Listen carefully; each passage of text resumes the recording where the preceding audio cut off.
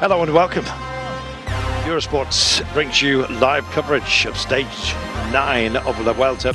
Yesterday we saw a big battle on that final climb to Monte Castrillo. Primož Roglič was the strongest. Stage win for the Slovenian. Second one for him in this edition. Jumbo-Visma had a performance, delighted.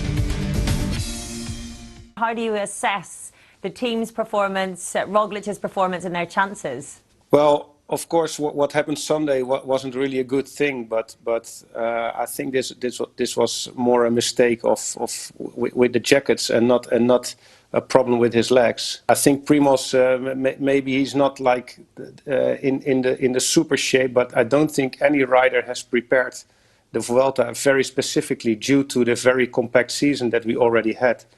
So it's due to making the right choices, do everything what you can do right, and fight at the important moments. Fight at the very best for the best place. And well, like I said, Primož he looks very good. He looks very concentrated. Of course, he made a small mistake, but still his shape is good, and he is for sure very still aggressive to try to win the jersey back. How much will fatigue factor into this Vuelta, more than perhaps other Grand Tours, given the year that we've had? I think that's a very important thing that you mentioned, because, like I said, I don't think there has been a lot of riders in this Vuelta that have really specifically prepared this Vuelta. To be honest, we, after the Tour de France, for example, Primož and Tom, they did the Worlds, they did the Classics, which isn't maybe the very best preparation also with the Vuelta in hindsight or in insight. But well, with all the insecurities that we have this season, we just wanted to show ourselves wherever we can. And I think that counts for a lot of riders in the peloton now. Well, in my opinion, it all comes down to the mental resilience that riders have to fight, even when we are in November, that they are still able to fight for the few seconds. And I think the rider who's able to fight the best is able to win the Vuelta.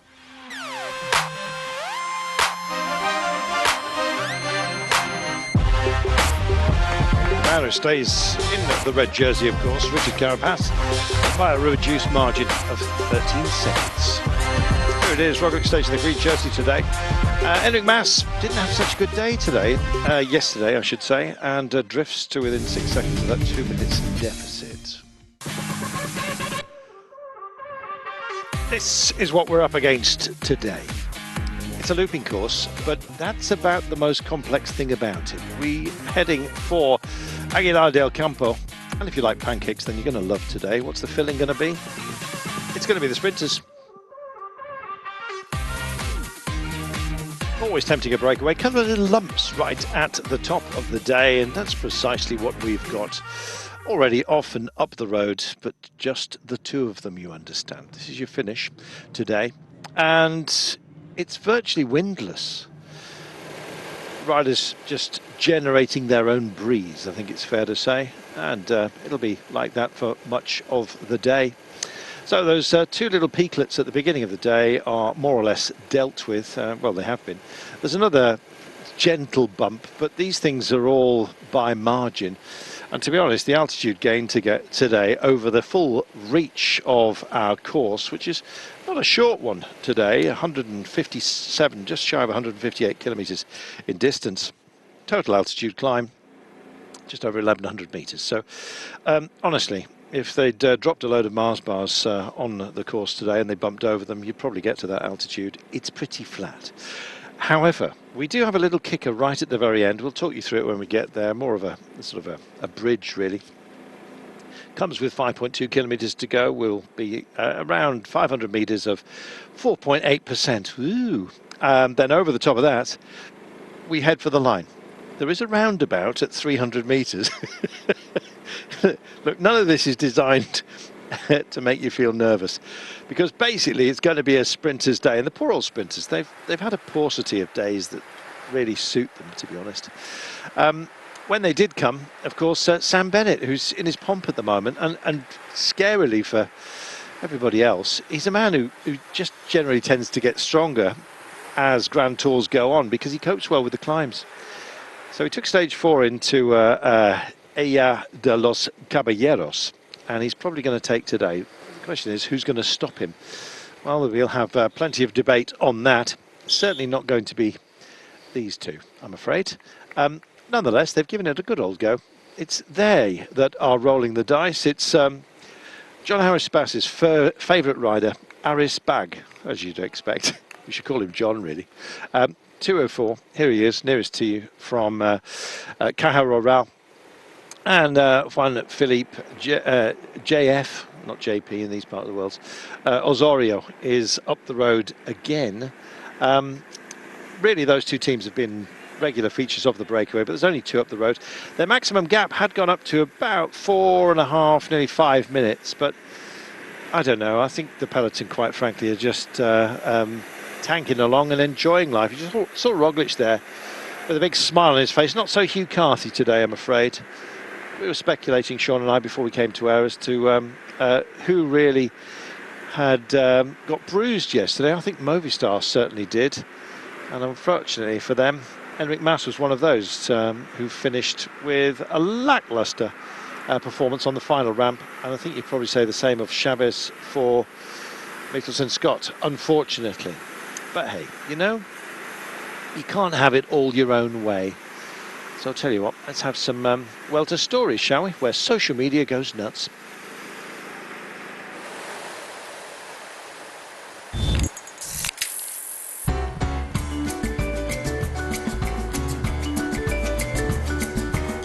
Oh, sorry for the moto.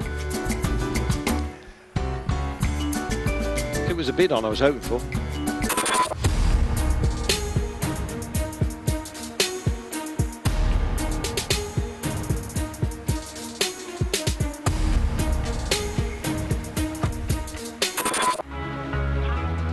Is now behind, and another big attack by Primoz Roglic. Come on, Primoz, you have a gap now. You have a gap. It's like a match sprint between these two riders. Come on, Primoz, your way again. Come on, come on, come on. Well, Roglic made that attack. Carapaz is breaking in your wheel. Come on, come on. Oh! What do you? Ja, nee, kom. To a stage victory. Yes, yes, yes. Super, super. Primoz wins. Oh! Very good, Primoz. Yes. Super job, everybody. Primoz wins. Primoz wins.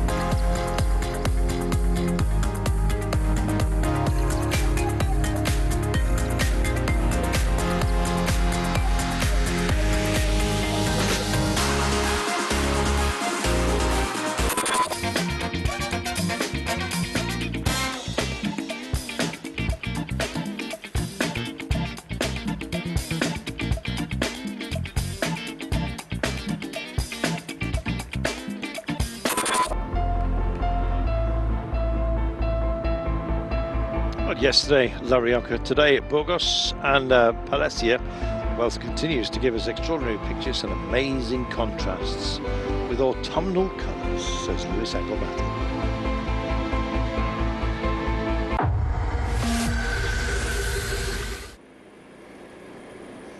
Well, you'd be hard pushed to find some really autumnal colours today, apart from brown. It all looks a bit scorched, Sean. It's wide open. It's the bread basket of Spain, or at least one of them. And we're skirting across it. And wherever there's wheat, there's flour. And where there's flour, there's pancakes. And today we've got one. An enormous pancake, Sean. We certainly have a very flat stage today, and looked like it's one which we forecasted right from the beginning. A flat stage controlled by the sprinters, 2-man breakaway, looking that is going to be for the fast men today. Certainly does. 108.5 kilometres Still remaining 3 minutes and 9. So what about those quick men? Well, there's a whole smorgasbord of them. Sam Bennett will have looked at this stage, and I think he probably sustained the mountains, sustained himself and his energies far better than many of the others. Although Pascal Ackermann didn't look too uncomfortable throughout the climbs that we've had. Is it head-to-head between those two, Sean? Is Jasper Philipsen going to come and spoil the fun? Well, you would think that it would be Bennett and Ackermann, but in a sprint, you just never know what happened. And we did see on stage 4 where Sam Bennett looked to be the fastest man in that final run to the line inside the final 180 metres. But we did see in the final corner, it got a bit tight for him, and he got a bit crowded out at a moment. It looked like he might have lost his opportunity, and that is the sprints. And the riders who are here, maybe not as fast as the fastest ones, as I have mentioned, they will be hoping to get a good run at it. And if that is the case, well then you're always in to shout. And you have to include another 5 or 6 men capable of winning this stage if it comes down to a sprint, which it looks more and more like as we go further into this stage. Sprinters teams controlling very well. Virtually no wind today, no cloud either, no chance of rain. Gosh, we're going to have to think of ways of tempting people to stay with us today, Sean. It could well be your famous paella recipe. Yes, well, it's a day where it's going to be a very casual one for a long time. I think that is no doubt in that. Plenty of time for us to speculate and indeed maybe take some of your questions. Here's Primoz. Today, Primoz, firstly, happy birthday. Do you feel old? Thank you very much. Of course, older and older every day, but also feeling good. So yeah, happy that I'm here. Yesterday, Primoz, you said on social media that your team is a little bit like the Teenage Mutant Ninja Turtles, and then somebody on Twitter did a nice picture for you. Have you seen it? Yeah, I saw it. Yeah. How do you think the team are like the Mutant Ninja Turtles? Yeah, we are also doing really well. We also saw yesterday with 50 guys left, we are all there. So the guys are really, really strong. I had the legs to finish it off, so yeah, we are enjoying racing here. And some people are saying that Ineos Grenadiers are like Spider-Man. If the Ninja Turtles fought against Spider-Man, who would win? We will see at the end. So yeah, first today and then up to the next days. Thank you very much. Thank you. I must admit, I was wondering how long that was going to go on for about the Ninja Turtles. So, Primoz, are you Leonardo, Raphael, Donatello, Michelangelo, or Venus de Milo? Thankfully, we didn't get to that. Oh no! Well, long straight roads, we keep saying it, you just pay attention, quite frankly, because otherwise you're going to get yourself into all kinds of bother. And this is Heitor Saiz, who was trying to get up the road yesterday. In fact, he was the one that was guiding Garcia, and he does not look at all comfortable, I'm afraid. To be honest, the cameras should just leave him to it, to be honest. He's being looked after medically. He's in no hurry, Sean, and that's a bad thing. Yes, well, he looks like having a pretty heavy fall here, and as you just mentioned, Carlton, when you're riding along like this, it always is a danger one. Riders relax, and we've seen it when we pan back to the peloton there. You can see that they are very relaxed and just chatting with each other, and that is always it's always dangerous because a little bit of a slow down, and you can be caught up in one of these crashes. Was that Ackermann who was with him, Sean? He was more concerned about his bike than any physical problems, so that won't be an issue.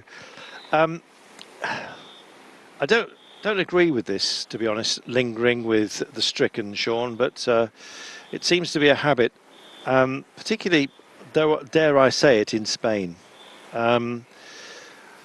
If you open El País, you flick through the opening pages, they don't spare anything. Let's put it that way. They have the most dramatic pictures, is the fairest way I can put it, of tragedies. It's not nice to see, but then again, and it is reality. At least he's sitting up now, but nobody was to know that, so thankfully we've now moved away. He's taking his time, Sean. That did not look good.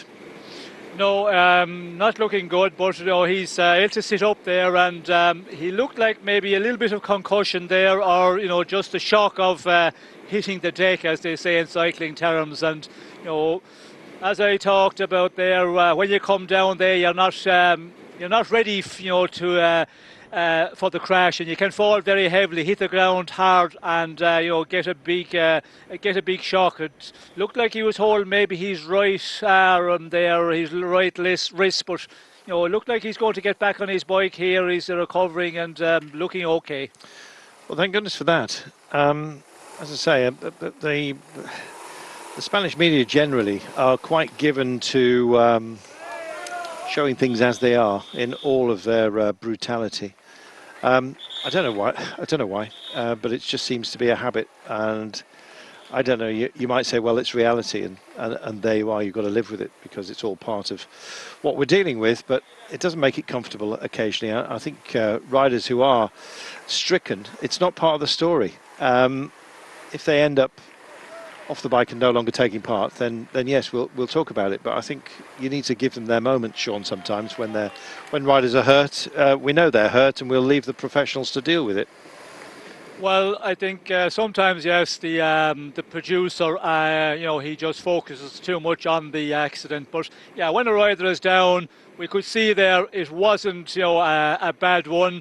It looked like maybe he might have something broken in the beginning, but all okay now it seems. And it just looked that he was a little bit, you know, shocked after hitting the ground, but back on his bike here. But sometimes when we have bad ones, yes, we keep, I think, focused and at the camera on for far too long. But he's back on his bike now. He's lost a lot of time. He's going to have you know, a difficult job getting back into the peloton. Hopefully the commissars will be easy on him and he gets some help from the team car to get back to the main peloton. I got a note here from Stephen Hayes. He says, big fan, love your style and your humour, but I've noticed you're constantly taking audible intakes of breath, which are irritating. I'm not the only one, apparently. No, it is a technical issue that we've got at the moment, Stephen. It's all to do with mic attenuation, and we're doing our best to address it. So hope we can sort it. Meanwhile, 102.7 kilometres and 2 minutes and 47. They're not exactly being given a whole load of time here, Sean, this pairing, are they? No, they're not being allowed at all, you know, any advantage. But you know, it's the team of Sam Bennett, Duconi Quickstep seems to be controlling on the front of the bunch, and yeah, 2:47. You know, you're out here. You know from the beginning that it's going to be pretty difficult for this break of 2 men to stay away. But when you're only allowed, you know, this slim advantage with still over 100 kilometres to go, it must be difficult to keep your motivation and keep trying. I think so. 102.3. The danger is, of course, Sean, that they just sit up in protest and say, all right, if you're not going to let us have any fun, have this. And quite often we've seen pelotons make that mistake of killing off a break too early, crushing the heart of them, if you like. And then all of a sudden, they sit up and say, well, OK, forget it. And the peloton usually pulls to the side of the road and have a comfort break and leave everyone hanging. It can extend the day. Seiss is back on his bike, Sean, and that's a good thing, but he's got a long way down. And even though there's no wind today, he's generating his own. Little cord on there just suggesting that there might be a light breeze coming at them at the moment, but nothing too serious. It is a sou'wester, but it's 5 kilometres an hour. I guess over the full reach of a stage, that's potentially has a modest impact. Nothing really registered for these guys. It looks like they're rolling through the feed and just getting on with the day, Sean. This is a good leg spinner for those who've had the troubles of the mountains to deal with. Well, I think it's a day that a lot of the riders will be happy with. You know, we're into the Vuelta. You know, it's been a real difficult one for everybody. Stage 9 today, of course, and the really fast racing they've been having all through this race, I think it's taking an effect of everybody. And when there's an opportunity to get a little bit of a rest day, a recovery day, on your bike, of course, you know, they're going to have to ride this distance of 157.7 kilometres, but still in the peloton, you know, it's an easy day when you ride like this. You get carried along get her a bit of recovery. The GC men will be very happy with this, and also the teams who are hoping to get the stage honours at the end of the day, because they haven't had any days really that you could say it was an easier day for anybody in this Vuelta. So everybody's happy for the moment with the situation out on the road. Well, let's see how much happier they remain. They're locked together, which means that the pace has clearly just knocked back ever so slightly. So it's going to favour Sace, who's trying to get back in. And I think that our breakaway friends, it was just bouncing, wasn't it, to about 225. It's back out to 240. I think they've realised that if they catch them too early, then there's just going to be more breaks and more trouble. Just going to welcome everyone else back. Welcome back, everybody. Just over 100 kilometres to go, so at least today's pace is reasonably high. It's being set at the moment by these two brave riders who've gone up the road. The gap had come down to about 2 minutes and 20, and the peloton appeared to just bunch up as if word had got round. I swear they listened to us. That there was a danger that they could break the heart of the breakaway, and then as soon as you start getting within range, all hell breaks loose, and you've got to form another one and manage that. So it doesn't really attract too many hands in the air for that particular vote. Here's Seitz making his way back in, already back in the cars, which tells you how much the pace has been. Is a modest one, let's put it that way, for the pack as we're looking at it right now, the peloton. It thinned down yesterday, and there's a few disappointing results. A little bit disappointing for Hugh Carthy yesterday, as his team just come up to the right-hand side of the road, left as you look at it. Did he get the timing wrong yesterday, Sean? It was almost like he bit too soon, and he could have preserved himself a little bit better, potentially, to go later than he actually did, because he spent his resources, it looked like, when Roglic and Carapaz started duking it out. There's no reason why Hugh Carthy couldn't have been there at the end, but I just felt he'd expended too much energy by just not showboating, but trying to push on and grab a victory. Well, when he did push on, we had Michael Woods, who did a great job for him in setting him up and keep the pace real high. And then Hugh Carthy went into the attack around 5 kilometres from the finish. In hindsight, I suppose, Carlson, it's easy to talk, and we can give our opinion now. But when you're in the heat of the moment, there, you're feeling good, and you just give it a go, test the waters as such, and that's what Hugh Carthy did yesterday. But probably a little bit too early. He should have just held off a bit and see what the other ones throw a few punches, because there was a lot of big punches thrown further up that climb after the 5 kilometres to go. But yeah, he probably did pay a bit and lost a bit of time if he hadn't made that effort and waited for later and try and maybe limit his losses. But you have to just test the other guys, because you never know when you're there together with all the favourites. Maybe the most of them are suffering, they're on the limit a little bit, and you try something and suddenly you find yourself taking 10, 15, 20 seconds in advantage. But yes, I suppose at the end of the day you would say he should have held on for a little bit more and see what the other general classification men were going to do. Dan Martin, of course, as well, he did try. So, they were all testing the waters as such to see how the other ones would react, and that's what you've got to do, I suppose, in the final of a difficult stage. Excuse me. Yeah, Dan Martin kind of played it, I would say, a bit more cleverly. Who knows? But yeah, no disrespect to Hugh Carthy either. I kind of think that the effort that Woods had put in, it was almost as if Woods won a stage, Woods is working for me. Whole team expectations upon his shoulders. It was almost like he pulled the trigger too quickly, as if to say thank you to the team. This is just my reading of it. You may well disagree. But Dan Martin, an extremely clever rider, kept his resources where he wanted them to be and finished third on the day. He also passed by Alexander Vlasov, who, again, I think there was a bit of mistiming for him, because he clearly had the strength in a sprint uphill to beat Roglic and Carapaz, or at least match them, and he went all in too early. I was convinced he was going to win, to be honest, but it didn't quite work out for him. But it's good to see that these things are there. This talent is there, and it wants to play, and I love that. We're just seeing Ackerman here. Just deal with that about story. Yeah, Ackerman was involved in that crash earlier. What are you hoping for today is the question. Well, we hope that the sprint today, and there aren't many opportunities in this Vuelta, so we hope that today it is possible and there isn't too much interference from the wind. Could the wind play a role? Not much predicted, he says, but there can always be moments where it could happen, and teams like Movistar accelerate.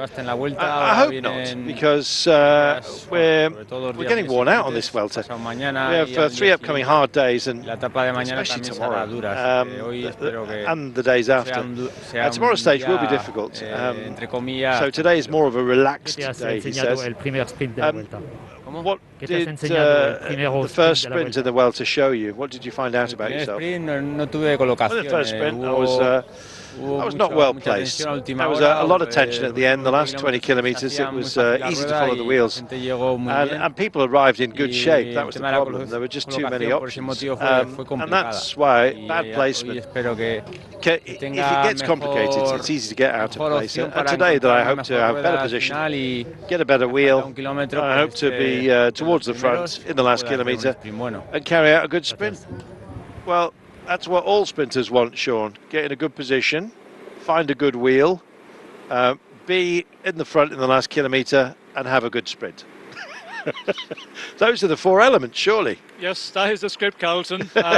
If you can get all of that right, well then you're going to be in a real good position to maybe win a stage, or certainly to get on the podium. And that's what they're hoping. As we talked about earlier, the sprinter that we talked about, he is going to try and conserve as much energy in the final as possible, not make any efforts in the final kilometres, then get your positioning perfectly, and hoping that the other big sprinters might get a little bit obstructed in the final run to the line, meaning in the final kilometre, 2 kilometres, more so in the very final kilometre, or in the sprint itself, where they get just a little bit closed out, they don't get a straight run at it, and then you can get a stage victory. And that's what the lesser fast men are hoping for here, and they will just keep on trying here. They will give it their all. Anybody who has a sprint possibility here for the stage victory. Well, they're all locked together today. We saw Ackerman was involved in that bump with Head Seiss. I don't know whether Ackerman actually got into Head Seiss after he down pedalled onto the elevated paving. That certainly looked like the reason. It could have been a touch of wheels between the pair of them, but Ackerman, quite businesslike, looked fed up rather than injured, whereas Seiss looked to have been a bit worse for wear, but did get back on the bike and get himself back in. Here's your chicken sheds, or the chicken penitentiaries, as I often refer to them as. Not happy buildings, to be honest, but there you go. You've got to get your Frengo from somewhere. 95.7 kilometres from home. It's a thankless task for this pair, surely, Sean, and they're actually looking a bit laboured as well. There's 95 kilometres to go. I kind of feel that they're going to start flagging, and then we're going to have a secondary push after them, and it's going to draw out an aggressive response. At the moment, they're trying to let them hang. Sean, it's if you're up the road and you're not feeling like you've been given enough of your head to have a go, all of a sudden 95 kilometres seems an awful lot when you've got just over 2.5 minutes on a very effective chasing pack. It certainly do. It's a one where you have to have a big motivation to stay out here and to continue on making the effort that the 2 guys here are doing, and I've been doing for quite a long time, because they got away very early in the stage, but this was a perfect one for the teams that wanted to control for the sprinters. A 2-man breakaway, you could not just get better, because to control it during the day. It's such an easy one, as we can see Duconi Quickstep just rolling along here on the front, and that's what they've been doing for many kilometres and holding that advantage at, you know, a very slim one for the two-man breakaway. But they are continuing up front because they are getting the exposure. We talked about it so many times in the big tours, and in the Vuelta, these wildcard teams, they're always trying to get into the breakaways to just get their sponsors on TV, get TV time, and that's what our two men are getting up here from the two Spanish teams, and they're going to continue here. They have no option, they have nothing really possibility-wise to do today in this final. You know, they don't have really the fast men that they can, you know, say, well, we can get a stage victory in the end. That's not possible for them. So, you know, why not just get out in the front of the race, get your sponsors plenty of airtime, and yeah, that's about as most they can do on those stages. Well, good for them for taking it, but you can just look at the chase at the moment. It's hardly engaged. If this goes on, it's going to be a very slow day. You know what? I think we're going to have a look at the onboard pictures from yesterday. You have to forgive me, I've got a bit of grape skin that's gone down the wrong hole. Meanwhile, these guys here, it's a healthy snack. Give me that. Tell you what, let's have that on board from yesterday, and I'll do my best to deal with this bit of grape. Back in a minute.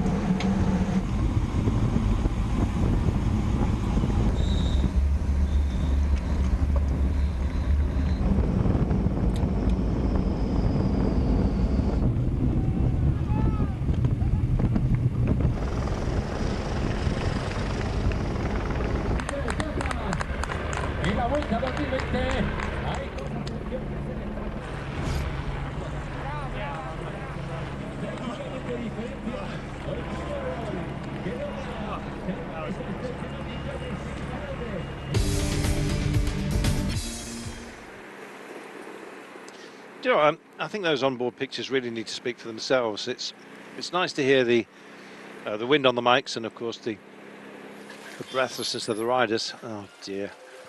Well, here you go. That's what happens when you ride slowly all together. And a few more, I'm afraid, have just been tagged here, and it's not good. Harry Tanfield finding himself on the deck. Picks himself back up. Luis Leon Sanchez likewise involved. And James Pickley as well gets himself back up. And again, it's almost a, oh gosh, how tiresome is this kind of moment. Dorian Godon, one of the sprinters for today for AG Tour Le Mondial, either he and Kentan Jaregi. And this will be unwelcome energy he's going to have to expend to get back in. Twists and turns, Sean, and so tightly packed because of the very modest pace. And there you are, you get a touch of wheels, and so close together are the riders, there's no avoiding it if somebody goes down. Well, we can see the way the peloton is riding along. You know, they're not going at a real fast pace, but still they're pushing along here, and it's nervous in the peloton. And we did hear from the rider from Astana, Alan Burrow. He talked about, you know, at any time it could kick off. He said there's not a lot of wind, but you have to be careful, because if a team like Movistar, which they have done so many times in this race, then you have Duconi Quickstep, who are very capable of doing it as well. And we can see here, you know, we can see Bahrain, Wout Poels, we can see Dan Martin, he's a little bit further back. We can see Ineos Grenadiers here, who have, you know, Cameron Wurf is riding here in front of Chris Froome, and they have, of course, Carapaz in line there. So all the GC teams with their GC men are just being careful here, staying very close to the front in the top 20, 30 riders all the time. And when it's nervous like that, you go in through the towns. You can see the peloton here. Look at this, the line of riders when you get further back. That tells the pace is going quite strong. Now, two men out in front are riding really strong. I know we're about 14 minutes down on the fastest schedule, which was 43 average.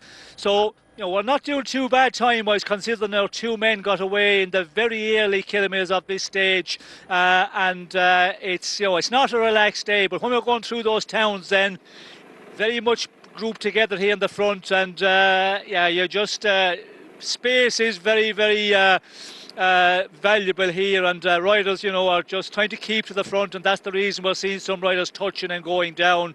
And as we see, two men from AG2 Order the Mondial going on the deck there.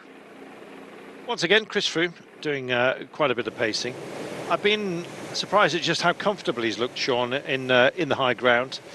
Considering the injuries he's actually come back from, he seems to be getting stronger and stronger, which is very good news for Chris Froome and for cycling fans generally.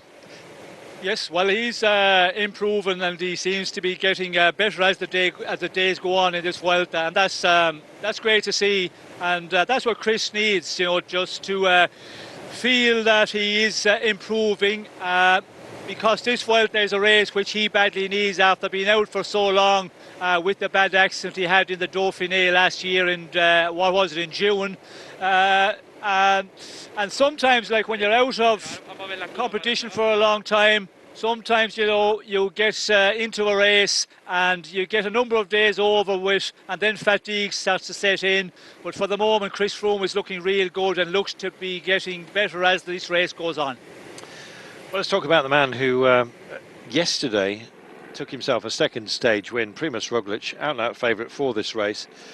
Carapaz, well, he matched him, more or less, but in the end, it was a day really that Carapaz should have, well, dominated. And Primož Roglič came to the very, very testy peak at the end with some very good climbers just falling away.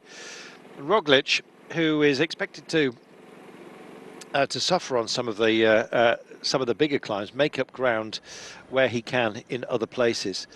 I'm just wondering whether now there's a little bit of doubt coming into Richard Carapaz's mind and some of the other riders as to Roglič, who seems to be functioning very well. This weekend, of course, is going to be the ultimate test when we get to the very, very high ground and the Angliru. Everyone waiting for that.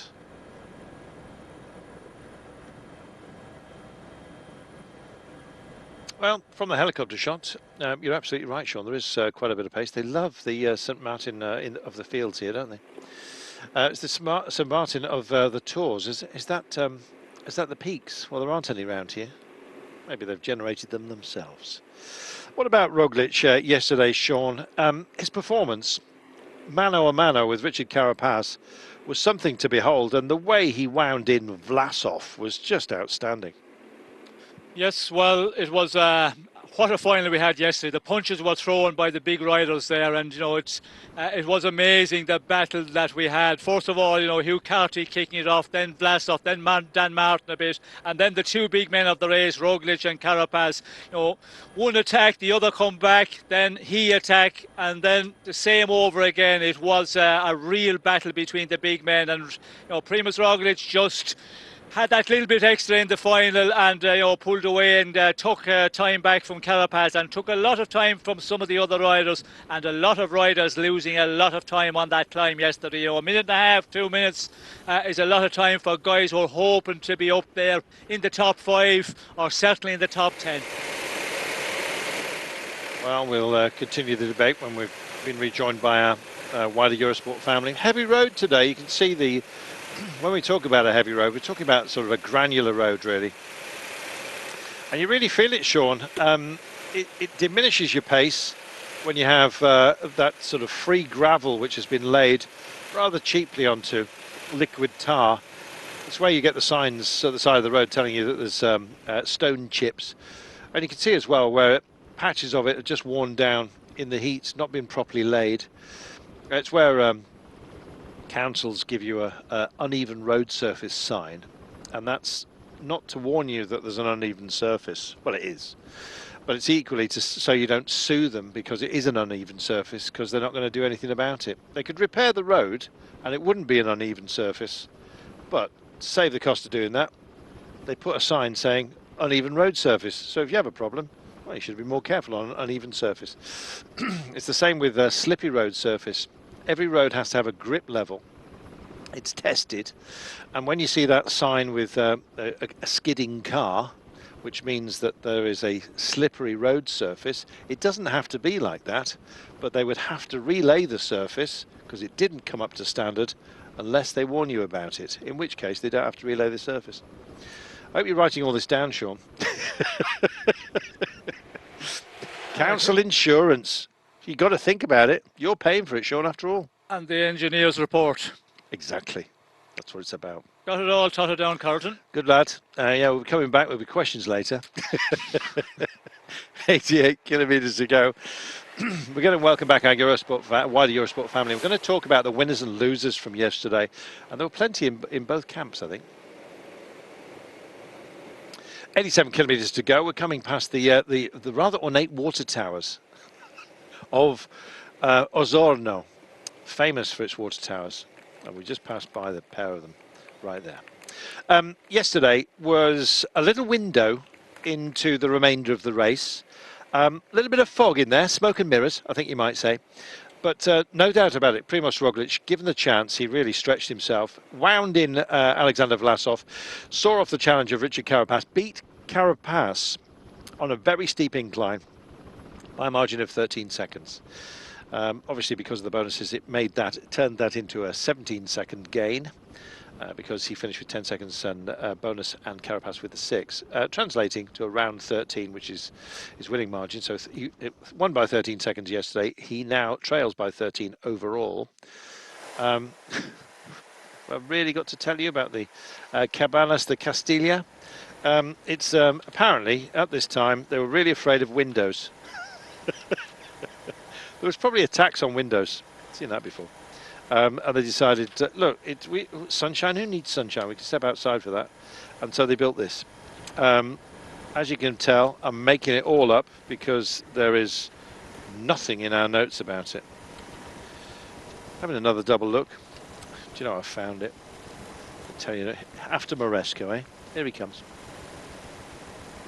Jacob Maresco, nella prima volata della Vuelta hai fatto nei primi terzi. Jacob Maresco, first sprint of the Vuelta, you were in the top 3 positions. How do you see today's stage and what are your ambitions? Well, today we'll give it a try because it's one of the last opportunities for the sprinters that we'll have, and we'll see what happens. Come hai organizzato la tua squadra per un treno, how do your se ti team vuole? get organised for a lead-out train for you? Well,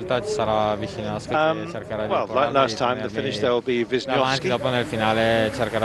Try and set me up at the front, and yeah. Hai già visto le squadre che sono le più preparate per le volate? Which teams are most prepared for the sprint, would you say? Well, that first sprint, Team UAE, Team Dakota Quickstep, they're the best ones. Also Team Bora. So we'll see which wheel to follow. Fermo a 1 chilometro. A standing sprint from 1 kilometre to the finish line. Do you like the idea? It's uninterrupted. We'll see if I have the legs. Sure, it'll take a toll, but it's not the same type of sprint. Maybe they'll see all the riders in a line. So it'll be easier to go for a sprint. You may remember Maresco. He came by Pascal Ackermann, who'd sat up and just said, "Oh, you know what? To hell with this." So it's Jesper Philipsen that went well, which is why he hesitated there to mention Bora Hansgrohe. And Pascal Ackermann has been on the deck today. Not sure how much that'll take it out of him. I think he'll be fine. He's certainly running out of opportunities, of which there are few and far between. Now, before we got so rudely interrupted by Jacob Maresco, I was going to tell you about the Torreón de las Cabañas de Castilla, which is the castle without many windows that was built in the 15th century. Do you know what? There's nothing here that's going to entertain you, I'm afraid. It just says no towers or battlements and very few windows. Oh, I did the job for them. Sean, I should be writing the guides for this place. Anyway, what about yesterday? As our 2 brave riders here are down to 2 minutes. What about yesterday? Winners and losers. Well, Primož Roglič, big tick. Richard Carapaz, tick and a question mark. Dan Martin, I'm going to give him 2 ticks as well. Vlasov, an exclamation mark and a tick. Alexander Vlasov, I think if he timed it better, he could have had the beating of everybody. He had a lot of legs there, but he just rolled him in a bit early. I thought he'd done enough to win, but you were always convinced, Sean, he was going to get caught, and caught he was.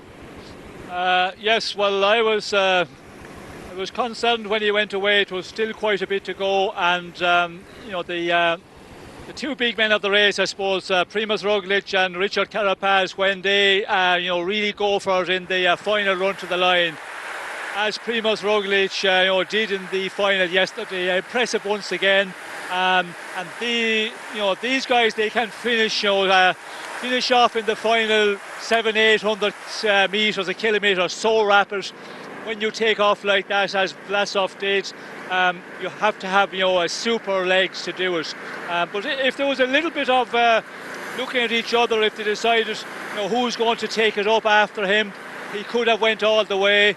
But unfortunately, no, the two men who are really fighting it to win this race outright were just in the battle mode yesterday, big time. And for Vlasov, I think the move he made to go a bit earlier, because if he waited for the end, I don't think he would be able to match the two men anyway. They'd be too strong, too explosive.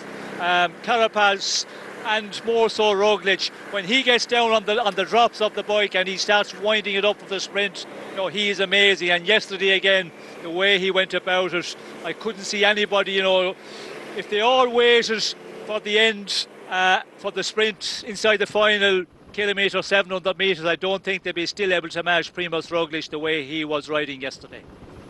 I agree.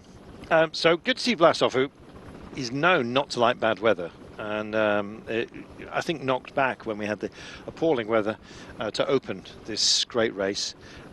Somebody else who really has snapped back into action was Wout Poels yesterday. Finished 6th, and there were so many times that I'd kind of written him off, that he just kept coming back, and it was great to see him doing that. So great fortitude, and he's got himself into the top 10. Now, Wout Poels, he's known to warm up deeper into a Grand Tour. He's missed a third week.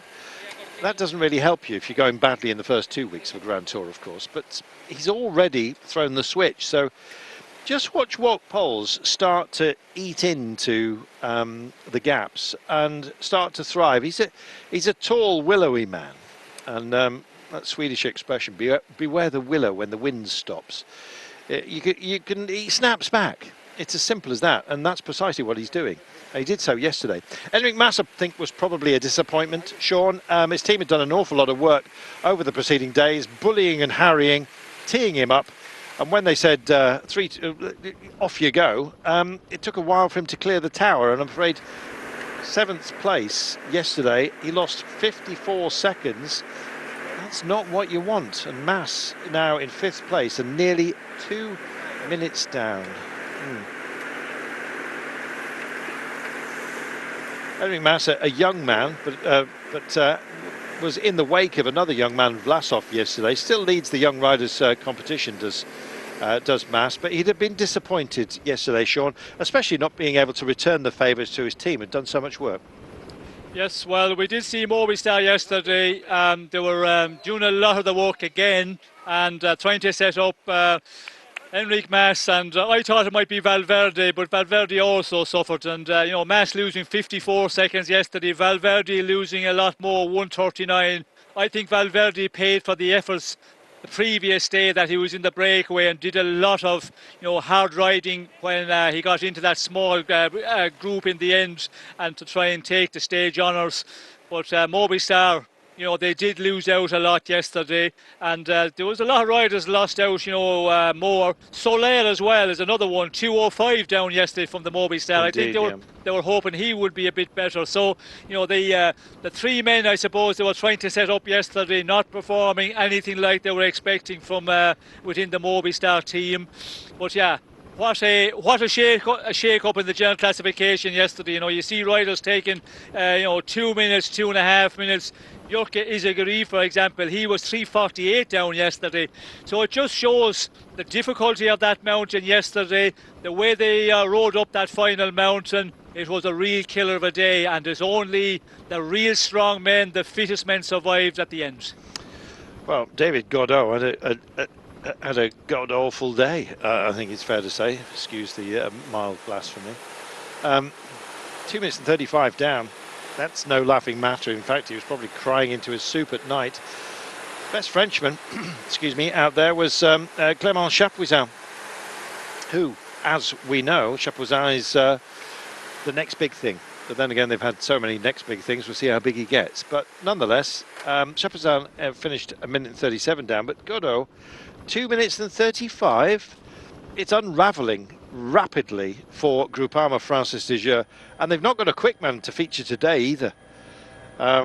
So yeah, I don't know what they're going to get out of this, apart from just an awful lot of effort late on that may not suit. So yeah, there you are. A word on Esteban Chavez as well. Bike change on the first mountain test, which didn't really go his way. But frankly, yesterday, 1 minute and 33 lost, and he had his bike functioning okay. Should have done better, but you know, ebbs and flows. Let's wait and see. Tell you what, let's hear from Ackerman, shall we? Who will be going on the Ag Attack later. Pascal, stage 4 didn't go completely according to plan, I guess. Why is today going to be different? I think today will be really difficult because yesterday was a hard stage for everyone, and I think many guys saw that it's really good to come far away in the breakaway, and I think we have to take care about today that no breakaway will survive. But I think we have some other teams who also want to go for a sprint today, and I think we should work together and get a bunch sprint today. Over the last couple of years, we've seen you win sprints in lots of different kinds of ways with a train. Here you only have Rudiger, but at Tirreno you won in a totally different way. How are you going to win stages this Vuelta, do you think? I hope that we still can work like in the last weeks or months, that we have one lead-out guy. Maybe we have to switch a little bit because it's never easy, but maybe we also can go with a full lead-out train today. We never know, we have to see how it is in the final corner, and then we have to do another view, like who is there, and then we can decide what we do today. Some of the best sprinters in cycling history have been sprinters who have to win in one way. Some are able to adapt in the final. What kind are you? I think I'm really like in do it spontaneous and just write what you think in this moment. And I cannot think now like what we do now. If we have a meeting and we say, okay, we do it like this and this, I'm not listening, because we have to do it like how the situation is, and we have to react really fast. I know that my guys really know how to ride and what to do, and then I just trust them, and then I decide in the last minutes what I do. Just tell us about the last couple of kilometers that we're going to see today. Are there any complications for you? There are many corners today, like really sharp ones. I think 3 times, 4.5, 3 and 1.3 to go. And afterwards is a slightly descent and another slightly uphill sprint. And I think it's a really interesting sprint. It's not like the last one with a corner to go. And yeah, today will be a real sprint. Thanks, Pascal. Good luck. See you. Well, thank you, Pascal. A man who is given to smiling an awful lot. He's like a kid in a toy shop when he's just gets up in the morning, which is great. You always speak to him, and even where he's wearing a mask, you can hear his cheeks starting to cramp up due to the fact that he's actually smiling so broadly. But he wasn't smiling last time when Sam Bennett won ahead of Jesper Philipsen, who started off that move. Sam Bennett drove into the gap and mugged him at the line. In fact, finished well clear, so bike length and a half, if not a little bit more. Jakob Maresco kept the belief, we've heard from him, for CCC, and came through to take third place, but Pascal Ackermann's shoulders dropped. So he wasn't Mr. Smiley then, was he? No, he was Mr. Grumpy. Well, we'll see which one of the Mr. Men he is today. He'll give it a go, give it a tickle, Mr. Tickle. You never know. You pick your Mr. Man and apply it to Pascal Ackermann later on. As you can probably tell, there's not much happening. It's time for everyone to have a chat and talk about hairdresser speak, Sean. Going anywhere interesting at Christmas? Well, it's difficult times to plan anything at the moment, Carlton. As we talked with Ackermann there, you know, he doesn't plan his sprint, and you just wait for the end and see what is what's happening on the run in. But he was very, very what would I call it? sure of the final, the tight corners, all that. He was able to, call it all out. So he has studied the final number of kilometres.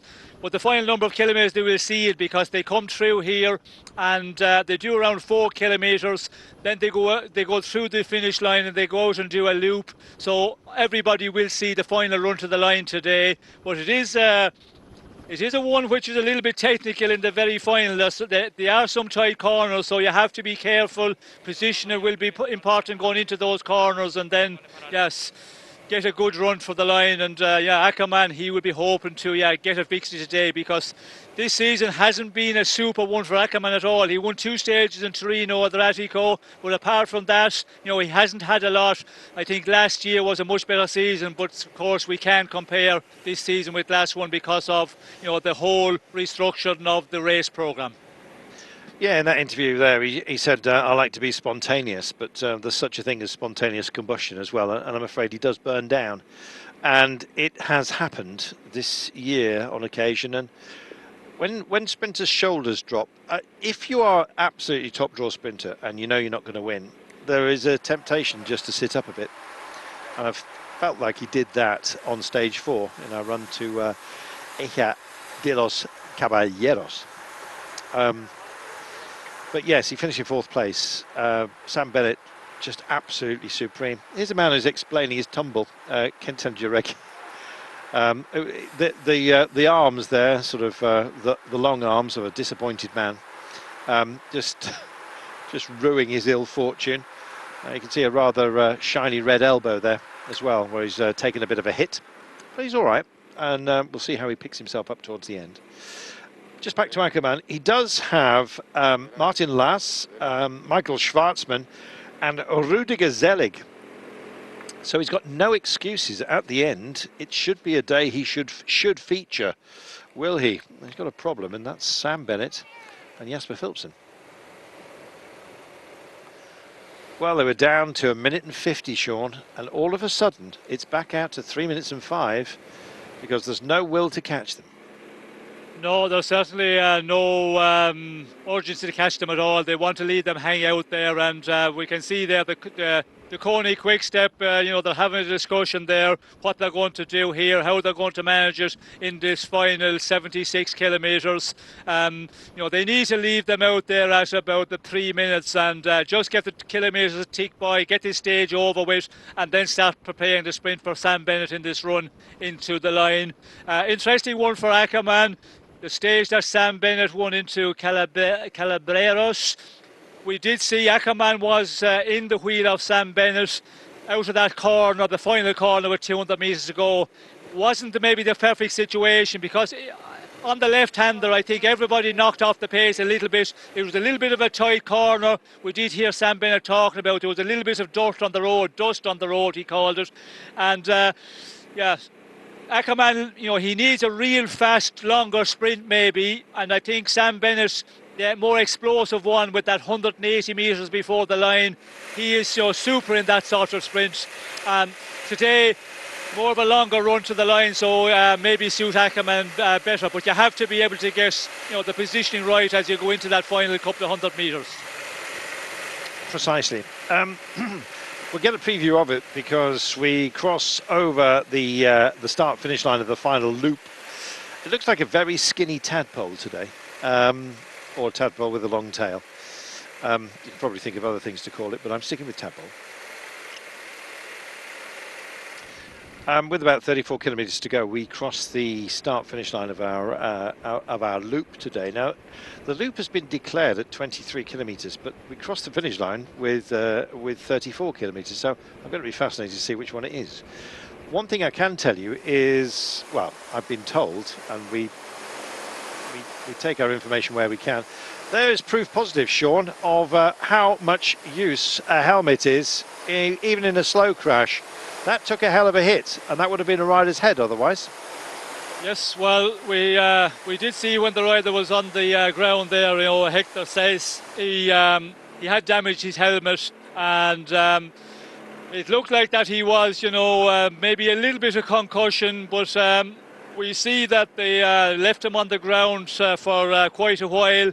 I presume, the race doctor was checking out just to see that there was no signs of concussion there. But when you see that helmet, that just tells, how important it is for everybody, not only the professionals racing in the races, but also for anybody going out doing a club ride, going out on sportive events, going training. You have to wear your helmet all the time. There you go. Wise words from a man who did much of his career without a helmet and then adopted them rather spectacularly, and in fact wore one that looked like, quite frankly, it was something you keep under the bed if you've only got an outside Kazi. And he rode that over the line at San Remo, and he didn't care what the helmet was like because, quite frankly, he'd won the day for the second time and was very happy indeed. I remember whenever I ask you, Sean, about your kit, I always say, what was your favourite kit? And you always say the one that you were paid to wear. Well, for the Milan San Remo, the one I won with the helmet, I put it on in the end. And of course, we all know when the helmets, were made compulsory, we had the pot helmet, as you have called it, as we're seeing here. But when you go back, much further in the earlier part of my career, in Belgium and in Holland, you had to wear, and it was the leather net helmet. And, the sausage helmets, yeah. Yes, that was the one you had to wear. And when they introduced the helmets that we have today, there was a lot of problems with the riders because they weren't ventilated in any way like they are today. They've improved so much. They were just so hot in the races where you got the hot weather, so it was difficult for the guys who were used to not wearing them in the Tour of France and in the Giro and all of those races. So it was a problem for us, to adjust to wearing it all the time. But slowly you just get used to it, and then it just becomes a normal thing. And for the riders of today in the peloton, they have all started their racing careers from underage junior wearing a helmet, so it doesn't cast them a thought anymore. Good to see Hendersize there. You saw him with his with a new helmet and looking rather dapper. Good to see.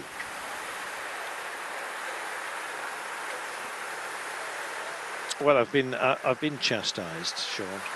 I've been told that I need to take some of these churches and their spires and the like more seriously in my descriptions, and I certainly will. It's just that if it says it has a square tower and you can see it's got a square tower, why bother saying it's got a square tower? It's television, Sean. People can work these things out for themselves. So what I like to do is go through and just see if it's got the highest, smallest, biggest, largest, widest something, which I can tell you about. But if it doesn't say that, quite frankly, just enjoy it. I'm complaining, Sean, but I have been given to do that. Sean has noticed my complaining on occasions.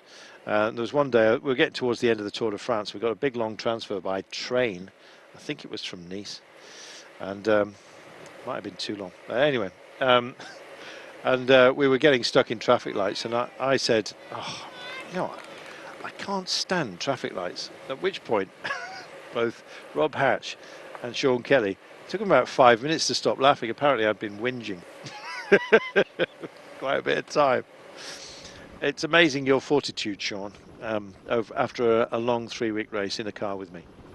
Yes, well, I remember that one quite well. It was in Marseille. It was Marseille. When we're going to get the TGV from the Gare de Marseille to Paris. And it was an early morning one as well, of course. And yes, we were dropping up the rental car, all of that. And yeah, we're a little bit concerned about the time. We were running maybe a little bit on the late side. And yes, at the end of a 3-week tour, when you have to rally around France for 3 weeks, up and down those mountains, fighting with all those camping cars, trying to get off mountaintop finishes, yes, it is a difficult, final number of days in a big tour. It gets a bit wearing. We all get a bit, I don't know, grumpy, and then we all get to Paris, and we start thinking about the party. Well, I always think about the quiet evening I'm going to have, which I always treasure. Yeah, at the end of the tour, any big tour, one of the things that Sean loves to do is just head down towards the trucks and talk to the riders and the DSs and the like. I must admit, I'm always a bit spent at that point, but Sean loves to shoot the crack with enjoy the crack with all the guys, and yeah, why not? Different horses with different courses, but Sean likes to embed himself with all the riders and just remember, I think, just how difficult these races are. Just under 70 kilometres to go. We've just been reminiscing about how tough the racing is generally, and a bit like a prize fighter boxer. You know, if it's a 10-round fight and you've lost 9 of them, and you know you've lost 9 of them, it takes an awful lot to come out for the final round for yet more punishment. And I kind of think that about these guys. Now, they're on the radio and they're being encouraged by their teams. They pass pleasantries, and sometimes you see a rider just start to smile because they're giving him encouragement. And as Sean said, this is about sponsorship, and quite frankly, trade teams, we talk about them, and they've got to find money from somewhere. And when you get an invitation to come to a Grand Tour, it is a shop window like no other. And these guys, they have to get up the road, they have to put that jersey on your screen and make you talk about Caja Rural, which is a land bank, isn't it? And the like. So yeah, they're doing their job. It's they may not have a chance of winning, but they've got a chance to actually just put their sponsor in the shop window. Now then, apologies to some of you who've been complaining that I've been taking this far too lightly. Let's have a look at this one, shall we then? It says, locally was acquired by Fernandez de Velasco in 1379. This is the fortified church of San Miguel de Arcangel. It says the family later acquired a series of villages. When they say acquired a series of villages, I imagine them kicking an awful lot of people out of those villages. But anyway, they acquired them, giving it control over the important pasture area, which has led to the construction of the tower and the parish church. And they had to fortify it because all those people that they kicked out of those villages came back and they weren't happy. That's my reading of it anyway. Apparently the windows are disturbed irregularly on each side due to subsidence. You were not far behind in the first sprint. Yeah, it was in the end was not far, but I didn't win, so yeah, let's try to take another chance today. What have you learned from this first sprint and how to beat Sam Bennett? Yeah, every sprint is different, so it's hard to compare, but yeah, we just need to believe in ourselves, and I think we have a real strong team for this, so for sure we go with confidence to this second sprint. You have a strong team, but you have a team that is also targeting GC with a lot of climbers. How are you organized for the lead out? Yeah, we have 2 really strong lead out guys, Portuguese brothers, Rui and Ivo Oliveira, so they know how to do. We worked already multiple of races together, so yeah, we know what we like, and we try to take home the victory today. Thank you. Philipsen went early in that sprint that Sam Bennett won. It didn't do him too much good because all he did was provide a tunnel through which Sam Bennett emerged, taking a great bit of rush room, as they would say on a track, behind Jasper Philipsen, and came round him in very short order. Sam Bennett, Sean, looked as powerful as he is that day. Undiminished, it seems, in terms of his effectiveness. He's come out of the Tour de France in such strong form. Even the best efforts of trying to unpick what he is going to do, which Jasper Philipsen tried his level best. Nobody seems to be able to stop Sam Bennett at the moment. His mojo is up. Yes, well, he is oozing in confidence after his performance in the Tour de France, of course, you know, winning the stages and winning the green jersey, being so consistent right through. Well, when we look back at stage 4, I think Philipsen did a very good job. He realised that, you know, there was a little bit of a slowdown to the corner on the right-hand side, the guys which were over at that side, and he was more so to the left, and he got a better run into the corner and just went for it. And it was, a short run to the line, 200 metres approximately in that final straight. So I think he took the decision. That's something immediately, bang, you have to just go for it, and he did that. And I think it was the perfect decision to go with, because if he had waited and went for the sprint with Sam Bennett, I think Bennett would have won with a 3-4 bike lengths at least. So Philipson, he made the best of the possibilities there against the faster men, but unfortunately he was just that little bit too short. But it was looking 50 metres, 60 metres on the line. It looked like that Philipson could go all the way, but Bennett was super. He came, at such a real fast rate in that final 100 metres. It's clearly the water in Carrick-on-Suir. The waters of the Suir, Sean, are they known to have any special potency? Well, not Suir, Sure. Sure, I beg your pardon. The Suir's in your Carsey. Anyway, go on. Yes, well, I'm not sure what it is, but we've had a lot of good riders coming from that area. Maybe it's the roads that we have, the training terrain. We have some really nice terrain down there.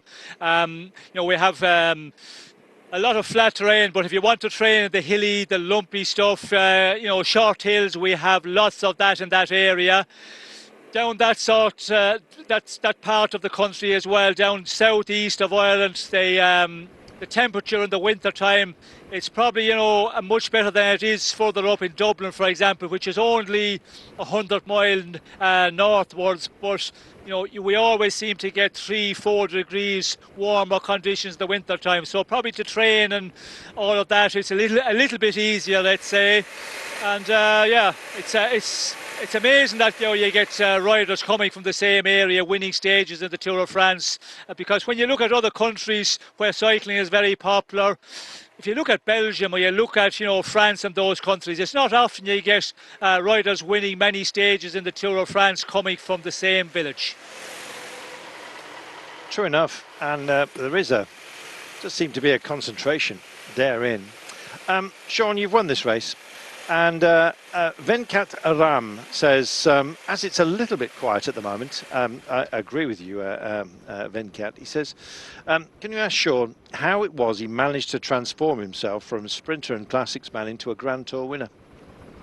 Well, first of all, it took a number of years to do that. And when I became professional, my first years, I was really a sprinter, and that's what I thought I was best at. But slowly, when I joined Jean de Garibaldi after a number of years, I started my career with Jean de Garibaldi with Flandria, gave a number of years there, went to a team in Belgium, Splendor, gave 3 years there, and then went back to Jean de Garibaldi. And from that point, he worked a lot with me.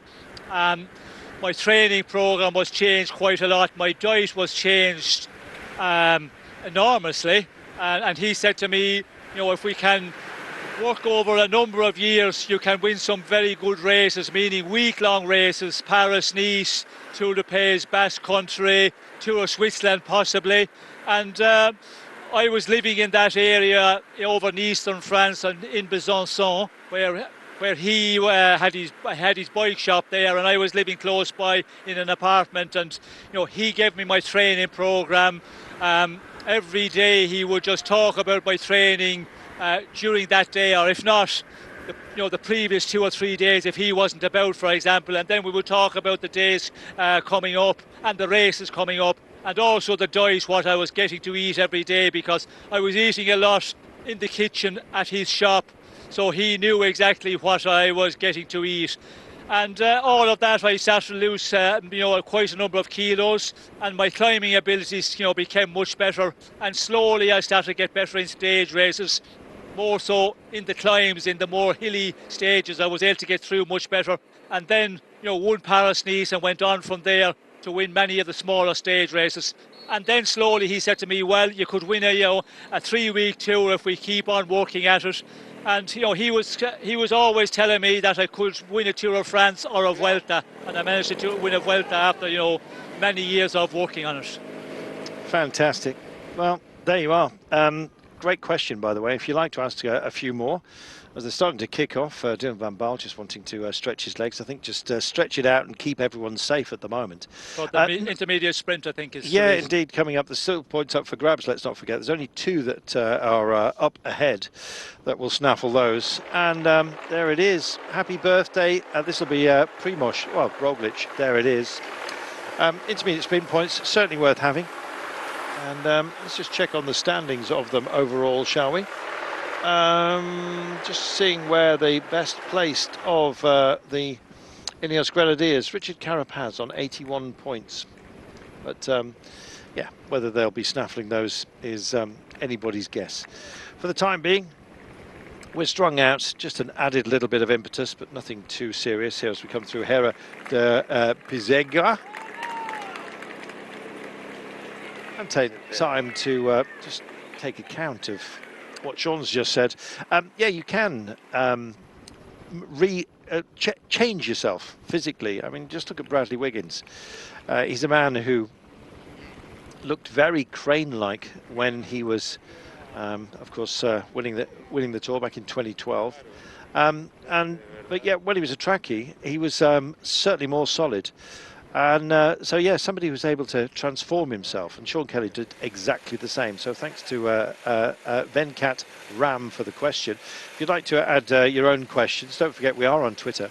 So it's at Carlton Kirby, CarltonKirby, or at Sean Kelly CC, SeanKelly CC.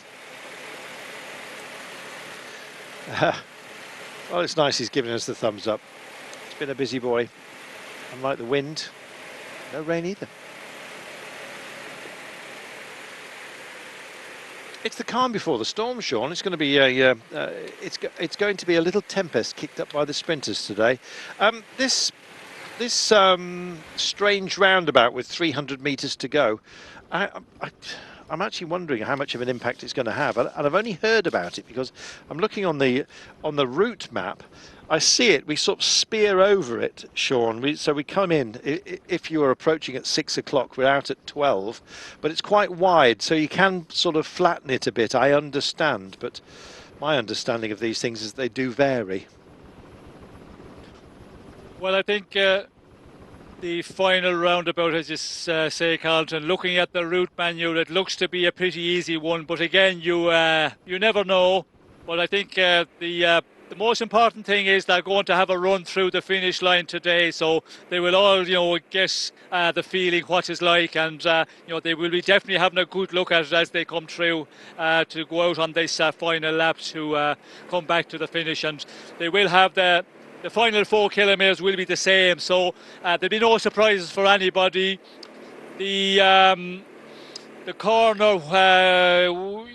corner before the kilometre to go, 1.2, 1.3 to go, that is the very important one. That is a real tight one where, you double back a left-hander and you double back on yourself. To get a good position in that will be important. And, Duconi quick step again.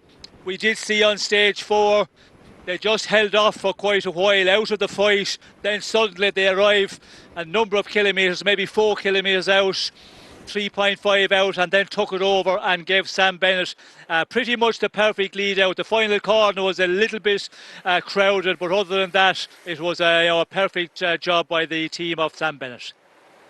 It was. So they've got to do it again. He does have Zdeněk Stybar. I think it's Steimler to start Stybar and then Michael Morkov.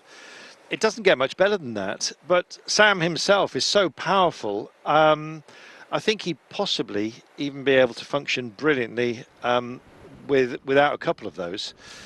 Michael Morkov, it was tight, but would always be useful. But yeah, it's that lead in, and the more personnel you've got round you when you do take that nasty corner, a hairpin, essentially, it's a switchback at 1.3 kilometres that Sean was just talking about. The more men you've got in a line, Sean, that's fewer opponents near to you if you're in the front. It's a good place to be. Yes, well, it's it's very important that you have a number of teammates, and if you can have 2 or 3 teammates in front of you at that point, well, that is, the perfect position to be in, because then you're out of danger. You don't have anybody bomb diving down on the inside and maybe cut you out a bit. And it's a corner as well. At that point, you have to be careful. If there's a team on the front with 5 or 6 riders, they could leave a gap, and the rider on the front leave them right away. So you have to be careful there that does not happen. There's loads of comfort breaks going on at the moment. So if you'd like to just mark down this piece of road and give it a week or two, it'll probably smell an awful lot better. The temperature today, oh gosh, sometimes, I mean, say this quietly, but occasionally we've been sort of trapped on a mountaintop, and the trucks, or when all the riders come through, and they're quite dehydrated, which means that, how can I put this delicately? It means that what they produce in the toilet is quite pungent, and they sometimes let it go into the public drains. Gosh, that's not a smell that you're ever going to forget. This is a women's monastery. Now, I thought a monastery was for monks, but anyway, are the women monks? I don't know. I think it's the road book. It's been mistranslated, but we would call it a nunnery. Anyway, it's the Arroyo. It was founded in 1811 by the Countess Donna Marcia de Lara. A lot of rich people actually used to have people pray for them in eternity, in perpetuity. And so they've been praying here for the Countess Donna Marcia de Lara since 1181. I guess, to ease her way into heaven. Well, let's hope they're still singing, and she's happily ensconced on a cloud somewhere. We do not have a cloud in the sky today. Apparently, as well, the same place, it's got spectacular mural paintings and sculptures, and the artists from the locale have been coming here. Well, the first one came in 1222. I don't know what he produced. It's probably one of the sculptures. Did a bit of a, I don't know, a hedgehog thumb sculpture. The ones that kids make, and you have to pretend that you really like them. Anyway, some cloisters for you to walk around there, Shaw, contemplating what might have been. Sorry, Carlton. I wasn't. Yeah, I don't blame you. I wasn't concentrating there. No, excuse me. Listen, you have every excuse and reason not to. I was giving you the opportunity to say, all professionals, of course, have regrets. Of course, you want to win everything, but you can't win it all. But yes, today we're very much looking forward to our finale, even if we might nod off occasionally. Sean, we need to dial in our thoughts today as to just deeper into this race, and particularly what's to come. Now, tomorrow, the profile doesn't look that challenging, but with a couple of peaks along the way, more of a breakaway temptation tomorrow, I think, than today, which is really all about the sprint, as the herbicide continues to be put upon the... Would that be winter wheat they're laying down, Sean? Not sure, Carlton. No idea what would be the crop down here. I'm not sure if they would have winter wheat because of the weather conditions here. It might be ready for harvest earlier. Just don't know if they will be sowing at this time. I know back in Ireland, winter wheat, this is the time of year you would be sowing, but here, possibly would be, I suppose, because we get quite a lot of rain over the next number of weeks, next number of months, so possibly they have to sow it at this time. There you go. Oh, it was a good old guess. Meanwhile, it is beautiful, Sean. We've got temperatures today bumbling and bouncing around 16, 17 Celsius. So it's sort of a crisp day, I think, but a bright day as well. And actually my favourite kind of weather, which is cool but bright. I think that's the old Celt in me, Sean. I'm never given to loving very, very, very hot days. But sharp, bright days, I just don't think you can beat them. Makes you feel alive, Sean. Yes, well, I think the riders will be happy with the weather conditions we're getting today. Yesterday, of course, it was another nice day. The earlier days of this Vuelta, when we started out in Irun, horrible conditions for the stage 1 and stage 2, and it went on for a number of days. Now they're getting the dry conditions, so perfect conditions for bike racing when you're at this altitude. But when we go into the higher mountains, of course, and when we have stages where we go up and down to quite high altitudes, then it can be quite cold on the downhill. But it's the weather where you recover very well, because normally in the Vuelta, when we have it in the end of August, you remember, Carlton, over the past number of years, there was day after day where it was just scorcher conditions, 40 degrees there. That is so energy sapping at the end of a long season. So I think our riders will be happy with the temperatures they're getting at the moment. Agreed. Yeah, we've had some absolute scorchers where, quite frankly, we've not even been able to get in the car because you couldn't touch the door handles. Should we hear from Sam Bennett? Let's hear from Sam Bennett. What you got, Sam? Sam, how have you been since you won your stage? Yeah, I think second Grand Tour, I'm a little bit tired.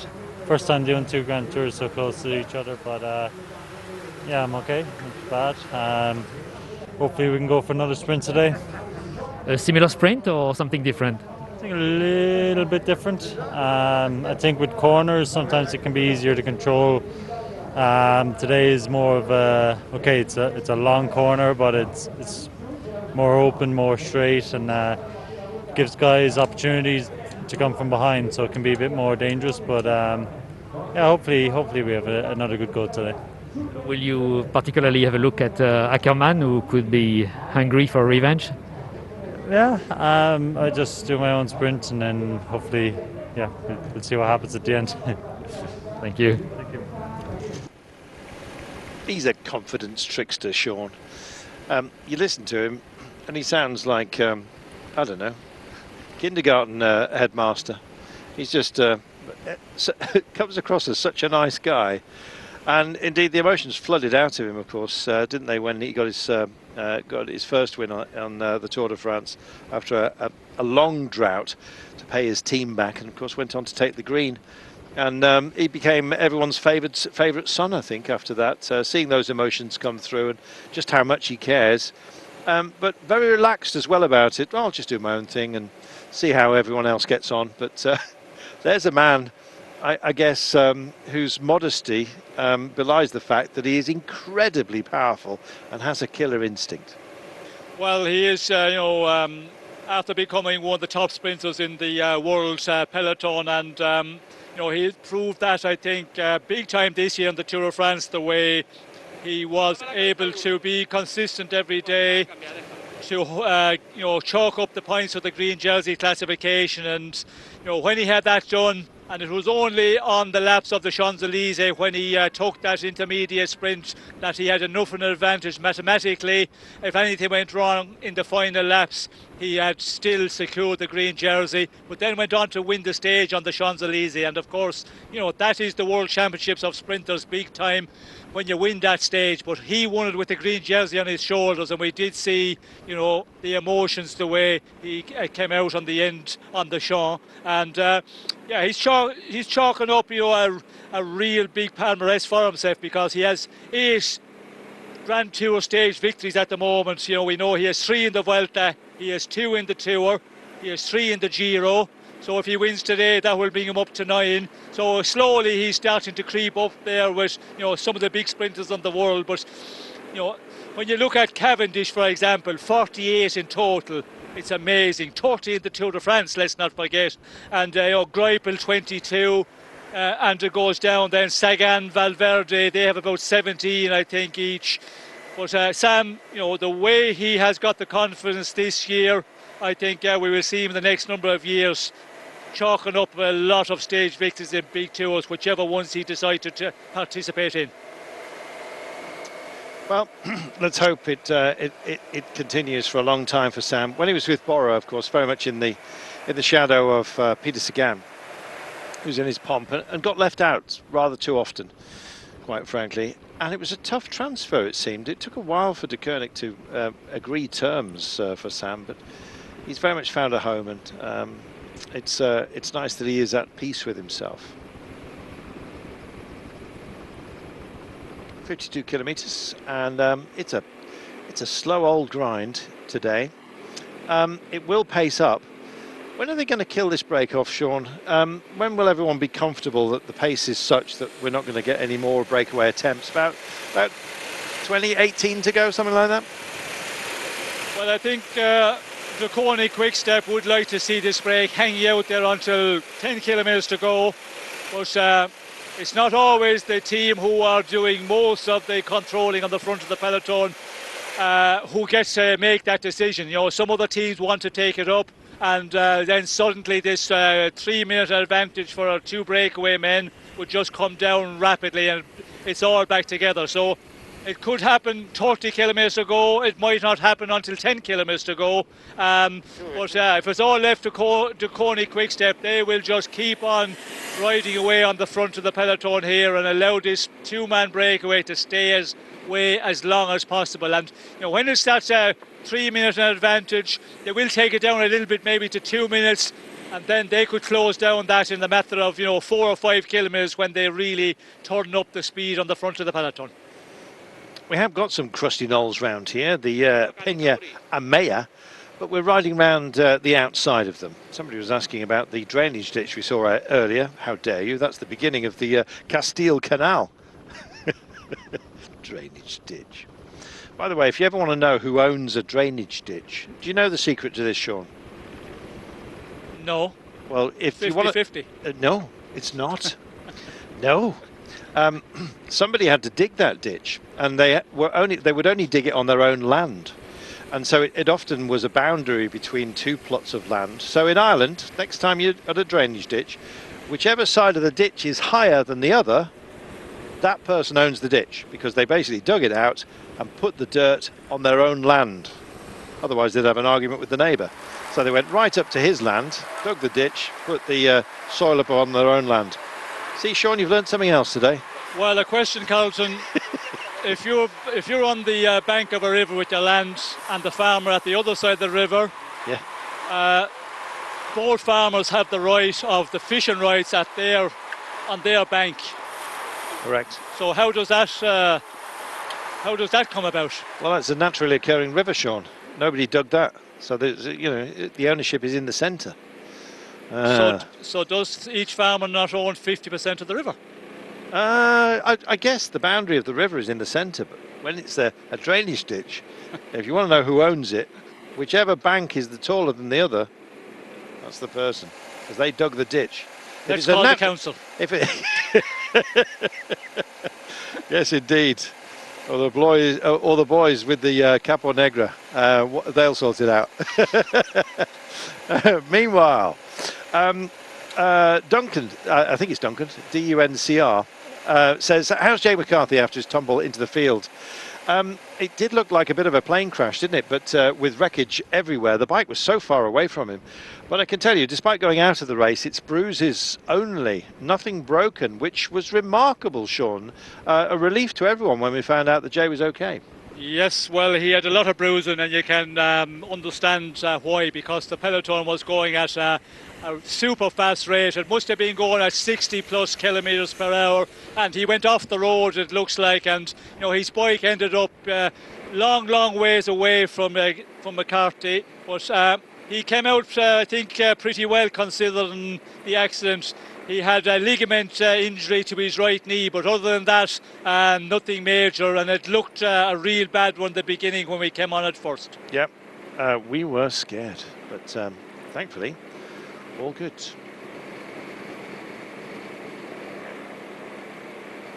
I say all good, but qualified. Nasty bruises can take a while to get over. Meanwhile, our pennant man doing a great job, standing proud upon his motorcycle and sending these guys one way. You've got 2 options, which is why he had 2 pennants there. You can go left or right. And it's characteristic of the way that our final roundabout will reveal itself later on. Here are your Peña Amaya, these limestone outcrops. We were talking about limestone earlier on. We were talking about Primos and trying to work out what he was going to get for his birthday. And Sean said it was probably going to be a Primos camping stove. which we reminded ourselves has a little cage which you're not allowed to touch. And Sean was unaware of why his dad used to go crazy whenever he started shaking the lamp around. What did they call them, Sean? Hurricane lamp, because they used to make a roar, didn't they? Because you had to pump them up. Yes, well, you had to pump them up, and yeah, it was. I think we called it the lantern lamp. Yeah, quite possibly. But yeah, with a very bright flame, and that's limestone, the cage, essentially. This is the Monasterio de Santa Maria de Mave. They're everywhere. There's a lot of people, wealthy people, paying to have prayers said on their behalf for eternity. And this one was built in 1033. It's got a bit. Which bit? There's some windows there. You know, there's a patio. There's even double glazed windows. That wasn't 1033. But anyway, it was El Clauso de Ilas Demas who built it. Good old Klaus.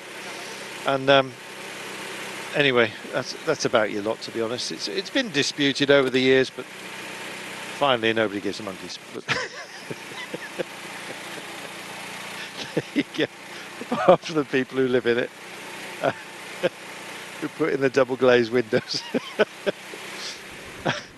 Oh dear. They need to give more bullet point information instead of expecting me to read through a paragraph of nonsense. But anyway, we do our best occasionally. 47.3 kilometres from home, 2 minutes and 23. There's not a lot happening, Sean. You can probably tell that from the way I'm wrestling through on some of these tourists. Oh, Sean, a climb, quick. Oh, we shall welcome back our wider Eurosport family and enjoy this veritable mountain that we've got right now. Honestly, if this was on the Tour of Langkawi, it'd be a Category 1. There you go. No disrespect for the Tour of Langkawi, especially with the Genting Highlands, which are a proper test. So before anyone writes in, no disrespect intended.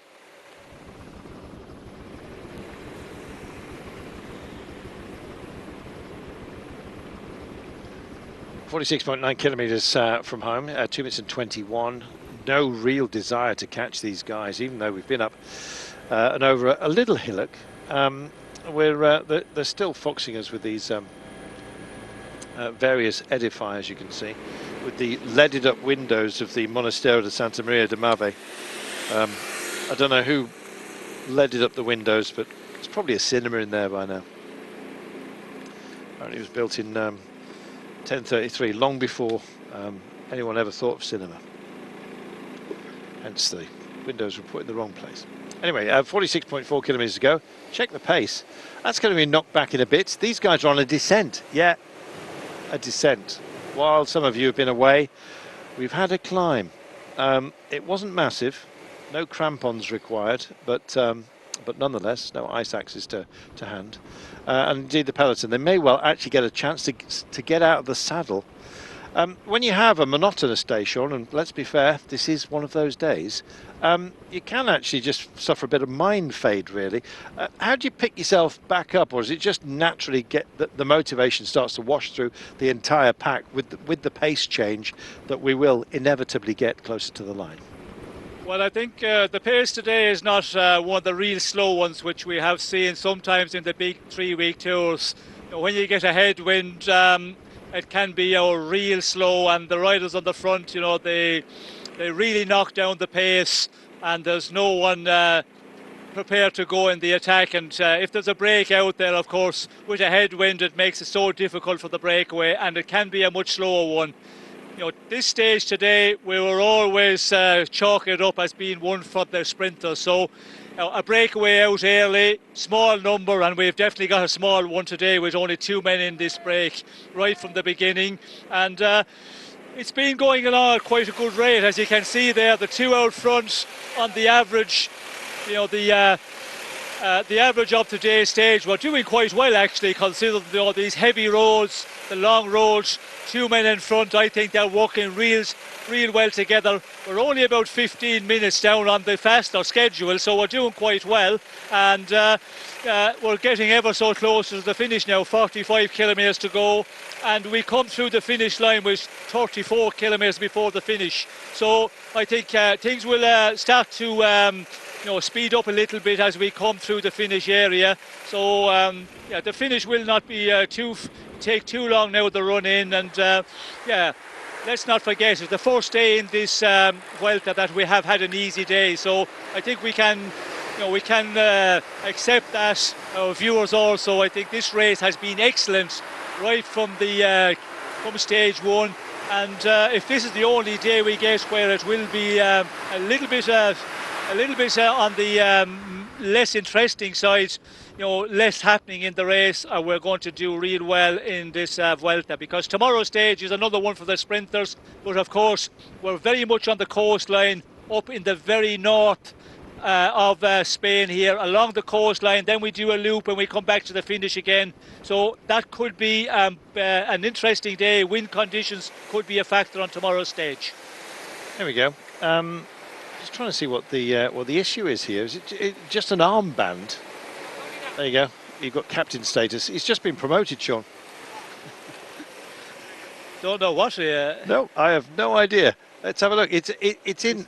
I don't know if it's an in memorandum or what. Maybe they got a new sponsor this morning, and he's got the old kit on. Quick, put this on. Here we are. What did it say? Good old Eva. There we are. I don't know who she was, but she's being remembered at the moment. And they're giving it plenty here. Is it a charity sponsor? I don't know, but it's certainly something they want to be broadcast, and they've got the opportunity to do so. Good for them. By the way, Sean, it's called apparently a Tilly lamp. Thanks to Peter Lyons, Neil Fulcher, Gary Thompson, WDW Kate, and probably 1,000 others, to be honest. I didn't realise you were so overly concerned by illumination, but we do thank you. Yes, Ian P as well says exactly the same thing.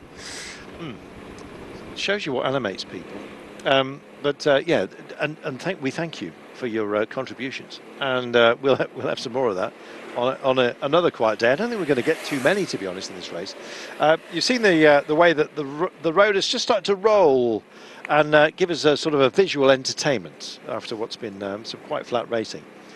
We've got a lot more of that tomorrow. So despite the fact that if you do look at the profile, you think, this is pretty flat, it does pitch and toss a bit more than today. And as a result, I think you're going to see that a breakaway tomorrow may be quite spirited, especially, I think, with the high ground coming afterwards that really won't suit quite a few riders. It's going to be a last chance before we get to the high mountains, and then a well-earned rest day, I might add, before we climb on back on the bike. It'll be a time trial bike after that on Tuesday before the run to Madrid. Let's hope that all goes well, because of the troubles that have befallen the planet, COVID-wise. It's nice to be able to forget about it on occasion. We're very blessed, Sean, that our sport at least has had a season, unlike so many other sports. Yes, well, I think, Carlton, we're doing quite well. Professional bike racing has had a good run over the last number of months, since the beginning of August. From the time the reschedule program of races kicked off, and we're into the final big 3-week tour, and it's looking good that we get all the way to Madrid. And looking at the Vuelta, what happened on the rest day on Monday, we had a lot of tests, as being the case in the Tour de France and also in the Giro, and 684 tests and everybody negative, so that is a good indicator. Better than the other big tours, for example, because you remember on the Tour de France on the first day we had a number of personnel positive with the COVID, and then we had, of course, the race director for the Tour de France. He had to, leave the event for 7 days because he was positive. And then in the Giro, most recently, we had also some cases. So it's looking good, and hopefully it continues. And let's hope that this race get to Madrid, because it's important for the race organisation, but also for the riders. A lot of the riders want to get this race under their belt, having a 3-week race, because for some it's the only 3-week race they're doing of the season, and a very short season they've had. So for everybody, let's hope it goes all the way, and it's looking good at the moment, and let's hope it continue that way. Let's hope so. Terrain beautiful here. That was the Oradada. Sounds strange. Sure they made that up. Anyway, the Oradada Canyon. Don't know who named that. Maybe it was my dad. Yes, a whole sequence of grottos.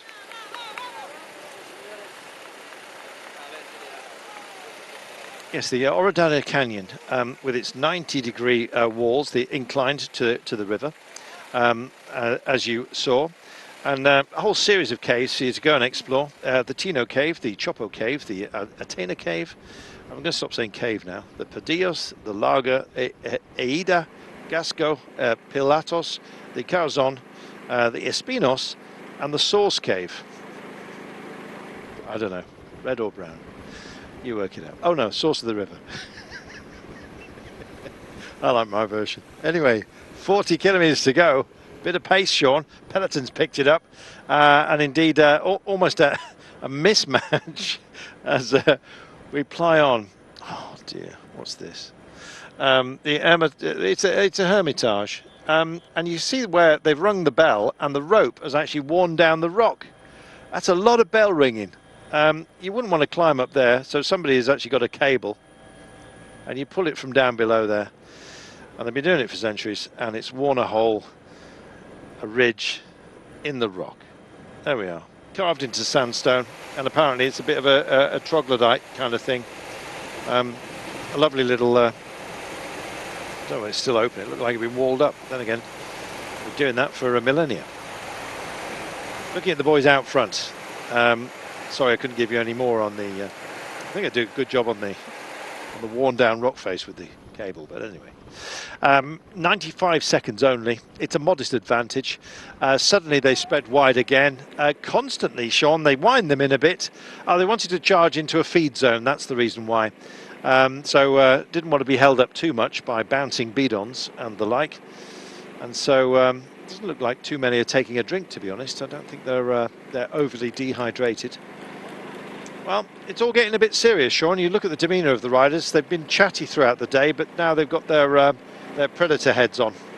Yes, well, we can see there's a number of other teams putting a man here. We can see Total Direct Energy have been up here. We can see the team of Pascal Ackermann, Bora Hansgrohe are also up here, and the team of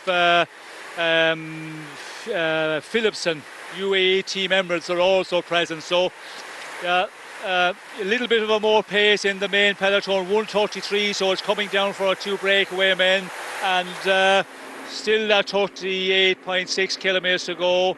I think the run into the finish, that will just put a little bit of more urgency onto the peloton here to get through this finish area, and then they will try and settle it again, and they will be hoping that the two breakaway men will stay out for a bit longer here. But we can see 42.5 kilometres average.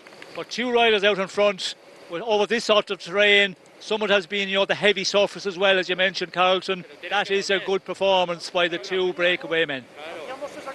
Certainly is. Well, let's see how they go. Somebody asking who's the biggest outsider ever to win a Grand Tour. That is Led Blything. Led, if that is your name. I think Chris Horner takes some beating. Sean, the veteran who came through and won the Vuelta. Well, I think, yes, he would go very close because, that was a major one that Chris Horner, I don't think that anybody that before that race would have,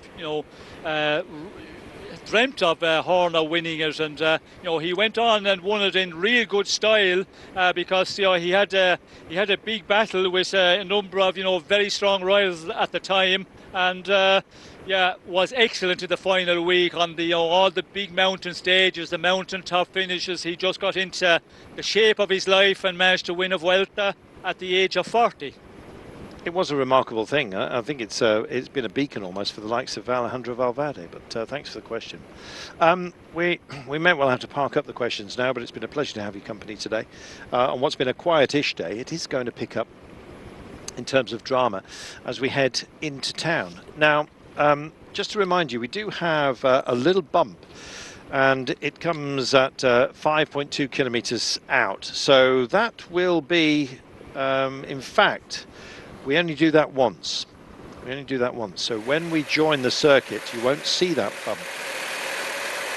We're going to join the circuit with 4 kilometres to go. So we're coming up from the south to join this loop, if you like, and we join it at the 4 kilometres to go marker, what will be the 4 kilometres to go marker. So the little lump, 500 metres at 4.8%, with about 5.2 kilometres to go. You'll have to wait till the end. However, you will see the hairpin that they'll have to contend with, and the roundabout, which is going to be fascinating for both me and Sean because it comes so late with 350 minutes to go. Wind's blowing up. Now, that was a tethered flag, but nonetheless, it was proud against the staff, as you saw.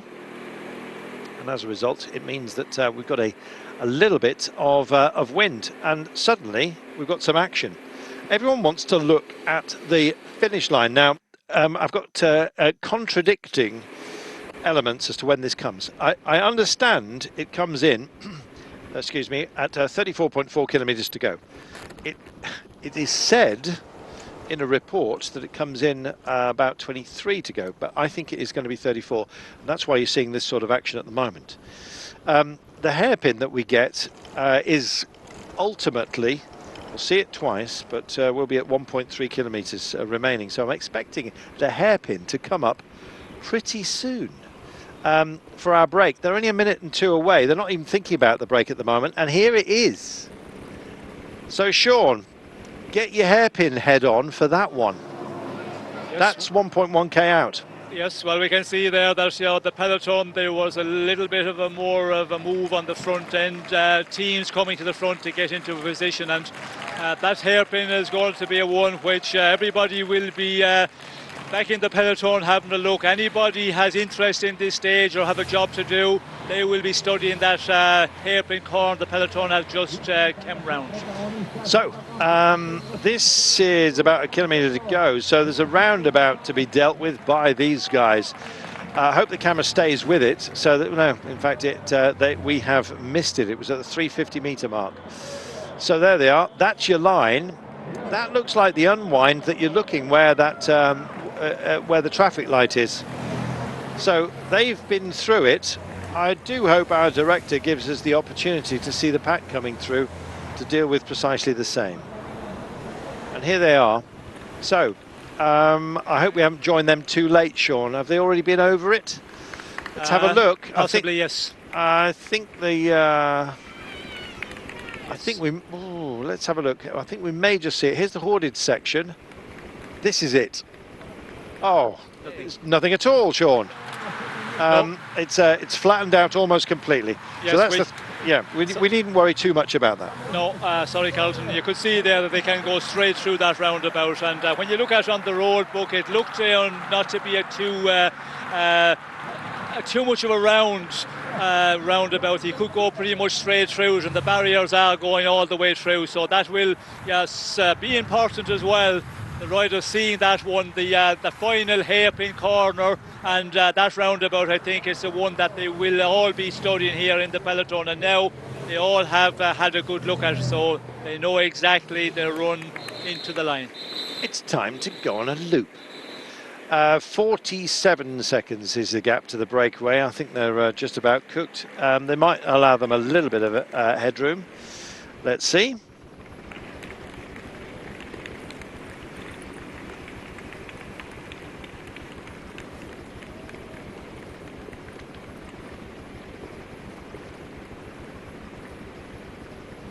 There's a lot of fortifications in this part of the world, and one feels that that's possibly due to all the battling that's been going on. Well, today we're going to have another one. But it will all be about the sprinters.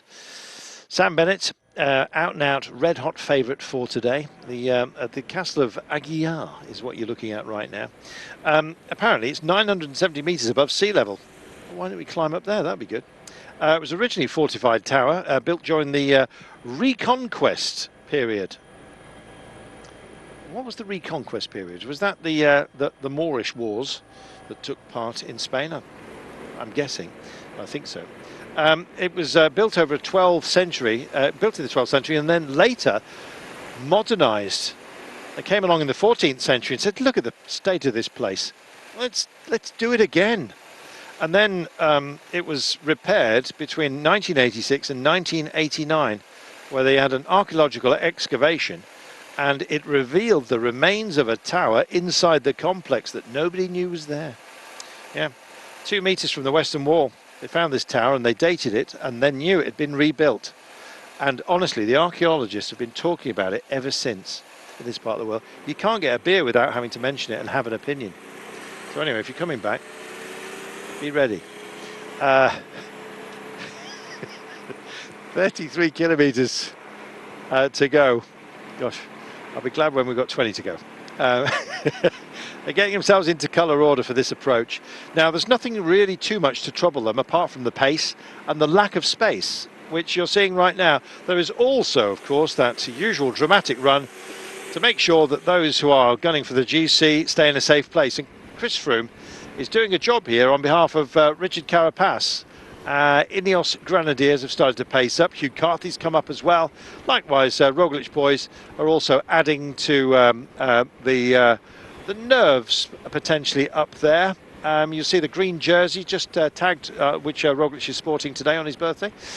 Just on the back of his 3 men. And we've got another monastery, haven't we? Monastery, seminary. I mean, what did they do? Did they have a chant off? Just about all you could hear, I imagine, when evening vespers were called. But anyway, I'll let you just feast your eyes on this. The amazing, famous magnifying glass at the top. 32 kilometres to go then.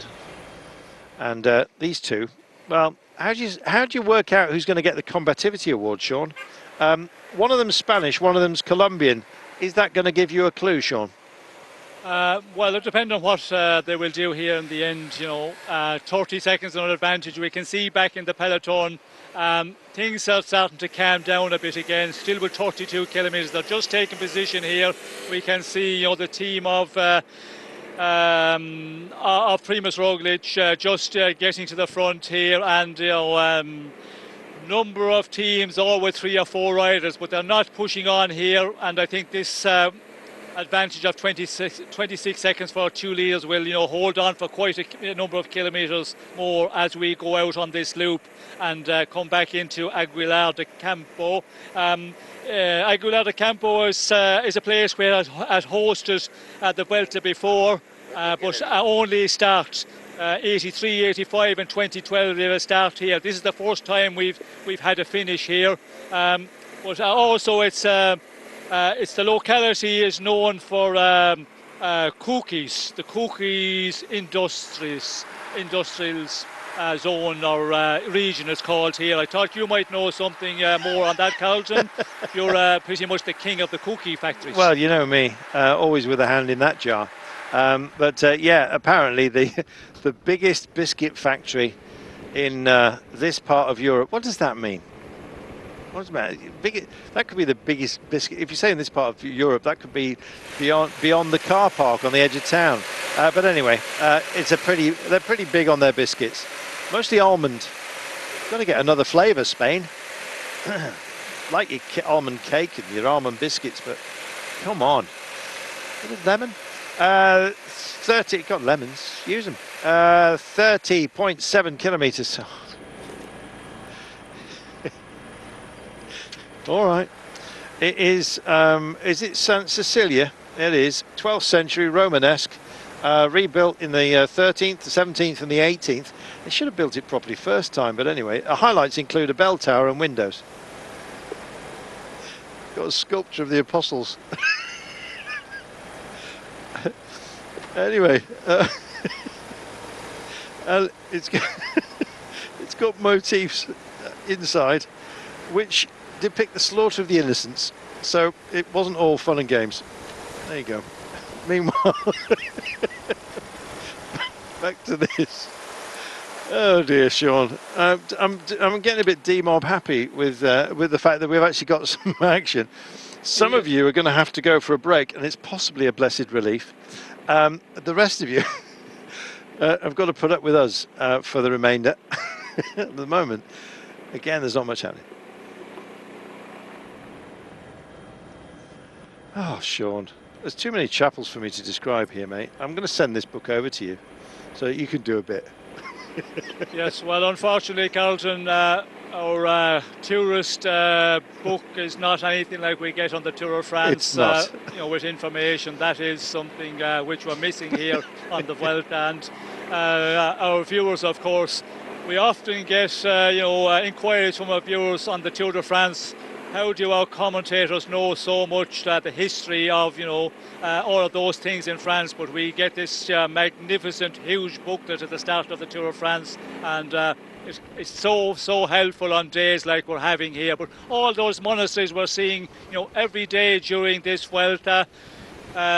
What do they do with those monasteries at the moment? How do they survive? I know the state is probably the ones who fund them, but have they any business on the Camino route? I think the monasteries now, you can stay there overnight when you're on your walks, but here, exactly what do they do? Do you know anything about that, Carlton? Well, there are various, aren't they, pilgrimage lines that run through Spain. Most of them end up at Santiago de Compostela for some reason. And indeed, as we cut across the top of Spain, that pilgrim route, you can get a pilgrim book and you have it stamped along the way, Sean, so that you can actually prove you've done it when you get back to your local church. And they say, what have you been up to? I said, I've done the pilgrim route. And they say, prove it. And you've got the book. How many stamps have you got in your book, Sean?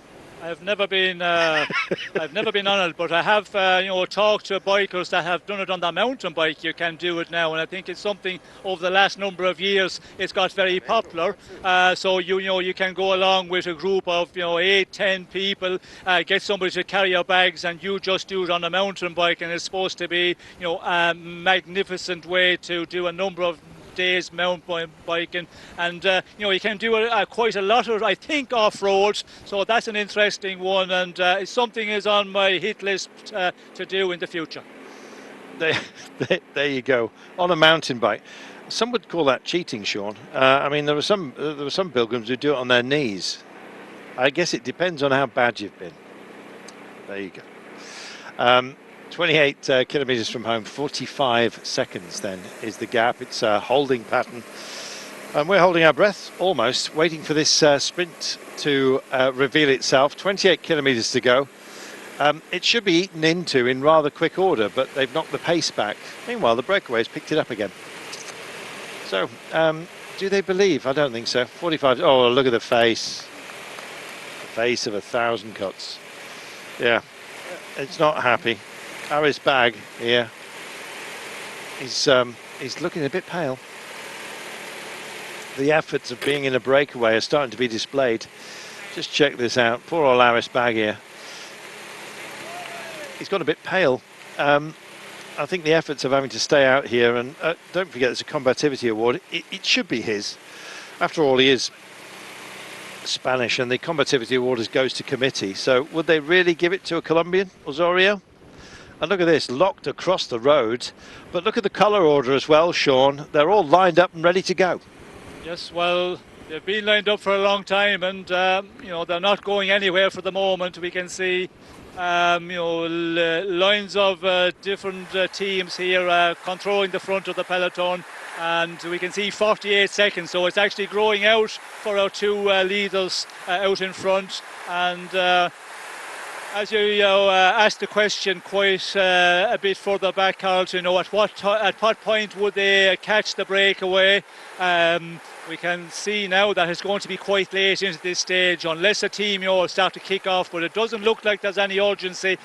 And this loop here we're doing, there's nothing real of concern for the main peloton to get nervous about, so it looks that this two-man breakaway is going to go for quite a number of kilometres more.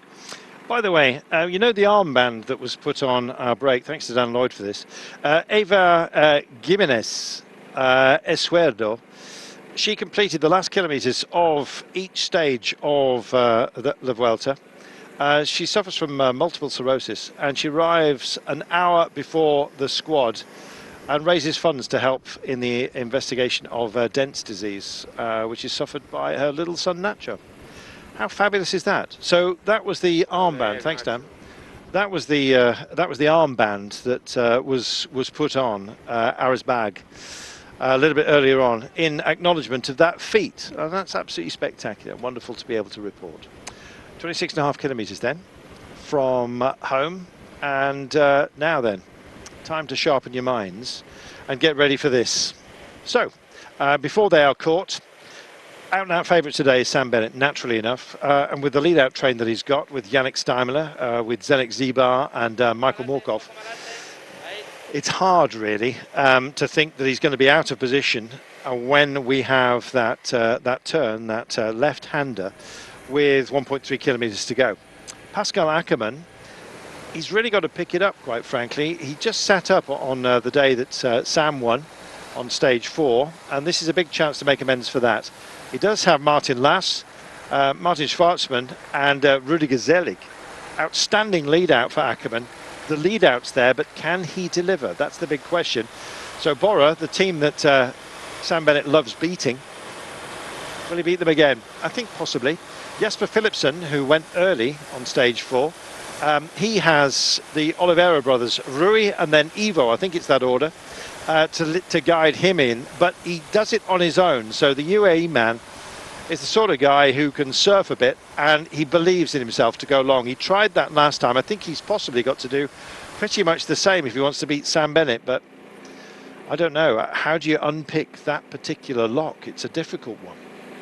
Other options for us today. Trek have Emils Lipens because Moschetti's no longer here. Cohen de Court as well, we were leading him out. So we think it is going to be Lipens, I beg your pardon. Max Kanter is the man from Team Sunweb. We have Aaron Burrow from Astana. That's their only sprint choice. Nothing to describe really sprint-wise for Ineos Grenadiers, unless Chris Froome, who has featured in sprints in the past, as I'm sure you may know bizarrely. Wasn't he second or third behind Sagan on a sprint day that I seem to remember? A few years ago now, 3 or 4. Dion Smith is the man for Mitchelton Scott, so watch his acid green shoulders coming through. He's got Rob Stannard and Alexander Edmondson working for him, but Dion Smith, the Kiwi, should get a good finish. Nobody really to speak of Groupama, I'm afraid. It was all for Thibaut Pinot this race, and David Godot has had a desperate time of things, so I don't know whether they're going to find somebody today. I don't think so. It's just about minimising their misfortunes at the moment as we get to the mountains. Magnus Cort Nielsen for EF Pro Cycling is their chosen son. Fred Wright is the man, the Brit, a quick Brit from Bahrain McLaren. It would be nice to see them bring themselves some good news, but it's surely only a podium in this company. That would be a great finish, possibly 5th. Let's see. Kenton Jaregui and Dorian Godin from AG Tour Le Mondial. We have Jakob Maresco, of course, from CCC. Tyson, Gerben Tyson, or Tosh van der Sande. Now, it's usually Gerben Tyson in this situation. Tosh van der Sande leading him in. I don't know, I think it might well be a switchback for those, switch around. Janssen van Rensburg, why not, for NTT Pro Cycling. If it gets rough, particularly on that hairpin, he's your man. And he's got a good lead out as well with Carlos Barbero, Gasparotto, who would have been the sprint choice on another in another era, and Michael Valgren, of course, also there. So that's for Janssen van Rensburg for NTT in their sort of familiar dark blue, as you well know. Adriel Startup Nation, they have Mikkel Ryan. They will be doing a lot of lead-in work to make sure that Dan Martin stays safe before that 3 kilometres to go marker. They've got Omar Goldstein as well as a lead-out for Michael Ryan. Lorenzo Manzin is the man from Total Direct Energy with his with their red shoulders and red, white and blue, keeping it very French. Abba Satori for Caro Oral, and either Ezekera or Molinar for Burgos BH. Don't start looking for somebody to be in the sprint from Jumbo-Visma, not expectedly so. And I think you might say pretty similar for Astana. If it was a lumpy one, and tomorrow it's the sort of day that Luis Leon Sanchez might have a skittle. But I can't really see it today for Astana, and likewise Ineos Grenadiers. And these are all riders, teams that are protecting somebody who's hovering around that top 5 or encamped within it. Vlasov, the man they're looking after with Astana. Carapaz, of course, the leader of this race for Ineos Grenadiers in the red jersey. They'll be looking after him to get him to the 3K marker safely. And of course Jumbo-Visma for still race favourite, but in the green jersey at the moment, Primoz Roglic. As for Movistar, Enric Mas disappointed yesterday. Valverde has been known to have a sprint, but not an out-and-out sprint like this. So no, I think it's going to be just looking after Mas and hoping that he can throw a switch when we get to the high ground. There it is, Sean. Those are your smorgasbord selection of sprinters, but say what you want, I still think it's Sam Bennett's day. Well, you would expect going on the previous sprint we had, the only bunch sprint we had in this race on stage 4, Sam Bennett looked like he was the fastest. But again, things can change a lot in 3 or 4 days. Riders can get into the rhythm a bit, and the man from Bora, Hans Grohe, Pascal Ackermann, we did see him yesterday in the final. He was in that leading group. So he looks to be quite comfortable in this race, and he is the one, I think, to challenge Sam Bennett in the sprint. In an outright sprint, I would expect him. Maresco, he can put up some good sprints, but I see yesterday he was struggling and he finished way down. He also got a time penalty, so it looked like he was having a sticky battle. As we can see here, the battle for the most combativity prize going on between our 2 men out front. Yes, it is. They're wrestling for that. It's hard to see, or indeed know, how they're going to decide who gets it. But breakaway done for, and still the approaches. So everyone together, all together, and the twists and turns of our approaches in this circuit. Something to behold. There's an entire different accent to the day, Sean, and suddenly it's getting very nervy out there. Yes, well, it's going to get nervy now as we get inside, 21 kilometres to go. It will all about be keeping position here, and when you have teams wanting to keep position, we can see here, this bridge we go over, it just reduces down quite a lot, and the riders will be getting that information from their DSs, so it will just make everybody a little bit more nervous to control on the front of the peloton.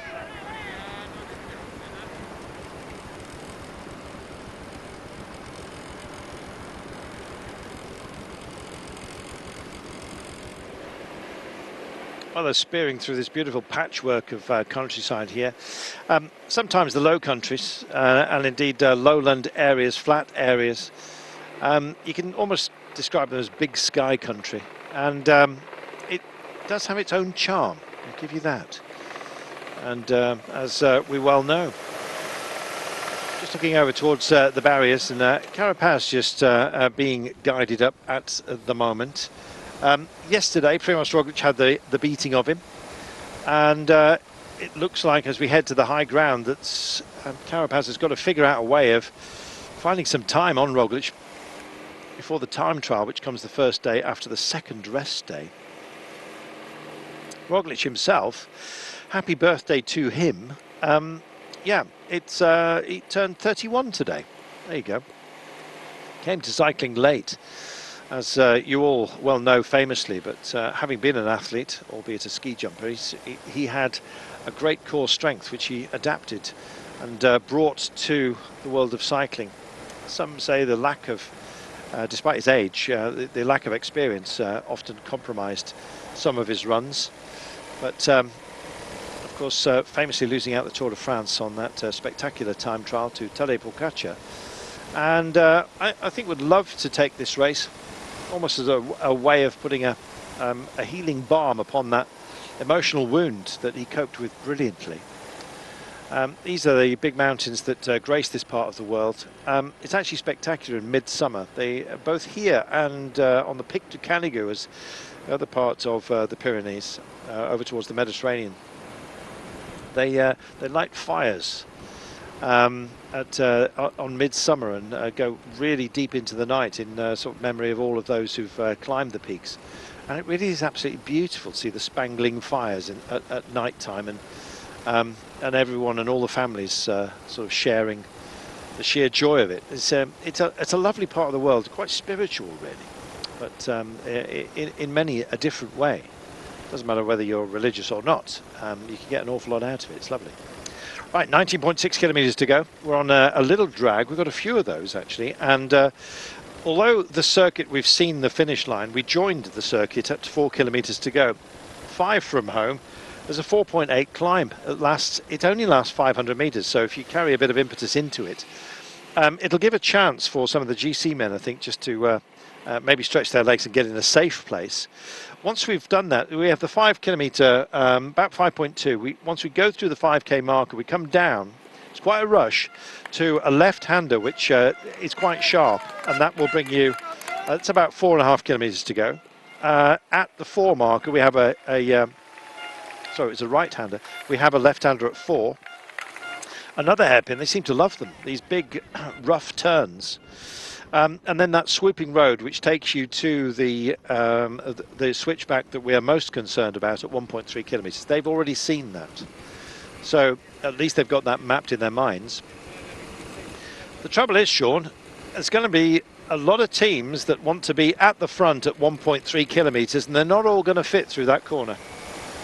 No, well, there is going to be, at some point, it will start to get aggressive on the front of the peloton, and, teams will want to, be moving up, and as we can see here at the moment, fully packed road of riders, so, it's not that hyper nervous at the moment because of the pace, being, pretty easy. Still, there's no real urgency. I thought when we swallowed up the 2-man breakaway, there might be somebody who would just kick it off, and then it would really up the pace quite a lot, but it's not happening for the moment as we're coming to the 18 kilometres to go. So it looks like that, everybody seemed to be in that, It's a day, a recovery day, a transition day, as they call it in the big tours. That is certainly being won today, and it's going on for longer than I had thought it would. And how long more will it last before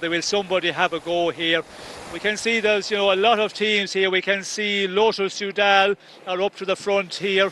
I suppose Tosh van der Sande maybe, or some of the other ones thinking here, but I think with this run in, and especially this final corner with just around the 1200 metres to go, that left-hander hairpin, we did see when the 2 leaders that were out in the front in the breakaway, it's a little bit of a side wind from the left-hand side, so that will be also important that you're in a good position there. And they could somebody, try a fast one in that corner if it just not going really fast. If there's not a team really on control, we could see somebody having to go for a longer one. But it's difficult to see anybody being strong enough to hold it all the way. But they will give it a try. The ones who haven't got the real fast men here in this final in their teams.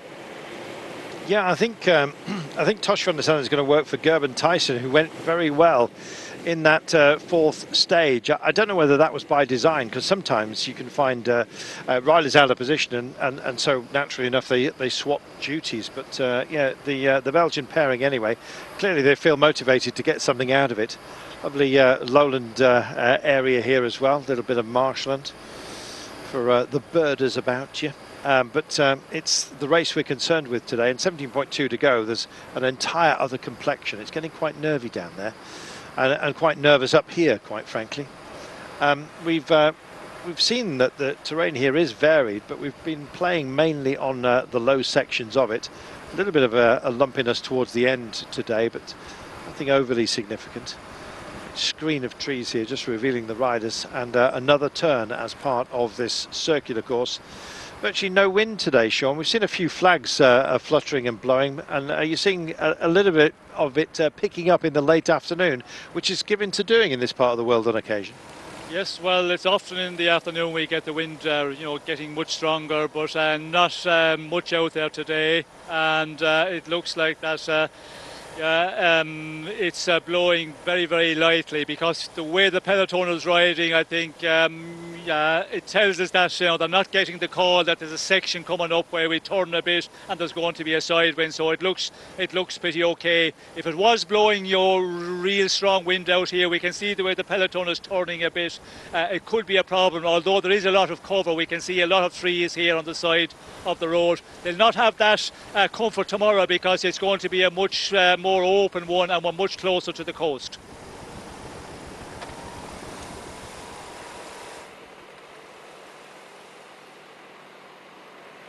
It's all being controlled at the moment. I think everyone's happy with the pace. It's almost like a ride through, but somebody's going to, I think this is to neutralise anyone who feels like going for a long one and upsetting the apple cart, so to speak. Gerben Tyson, Sean, just a reminder, he finished in 5th place, just behind Pascal Ackermann, fast finishing for Lotte Zadal on stage 4. So he was in front of Moschetti, who, we remind everybody, Sean, was out of time the other day, and so he's not here. Yes, well, it is a one where, some of the guys maybe that were not talking up, that could just steal the honours here today if they get their positioning right, and they are going to try. And notably Lotte Zadal, as you mentioned, Tim Wellens, for example, he's always a one. He can keep a good position. If he's doing a lead out man, well, then he has a job to do. But is he staying up here as well into the final kilometre? As I mentioned, that very technical corner, he's a one could take advantage there, because he has got the experience, and that's where you have to be careful.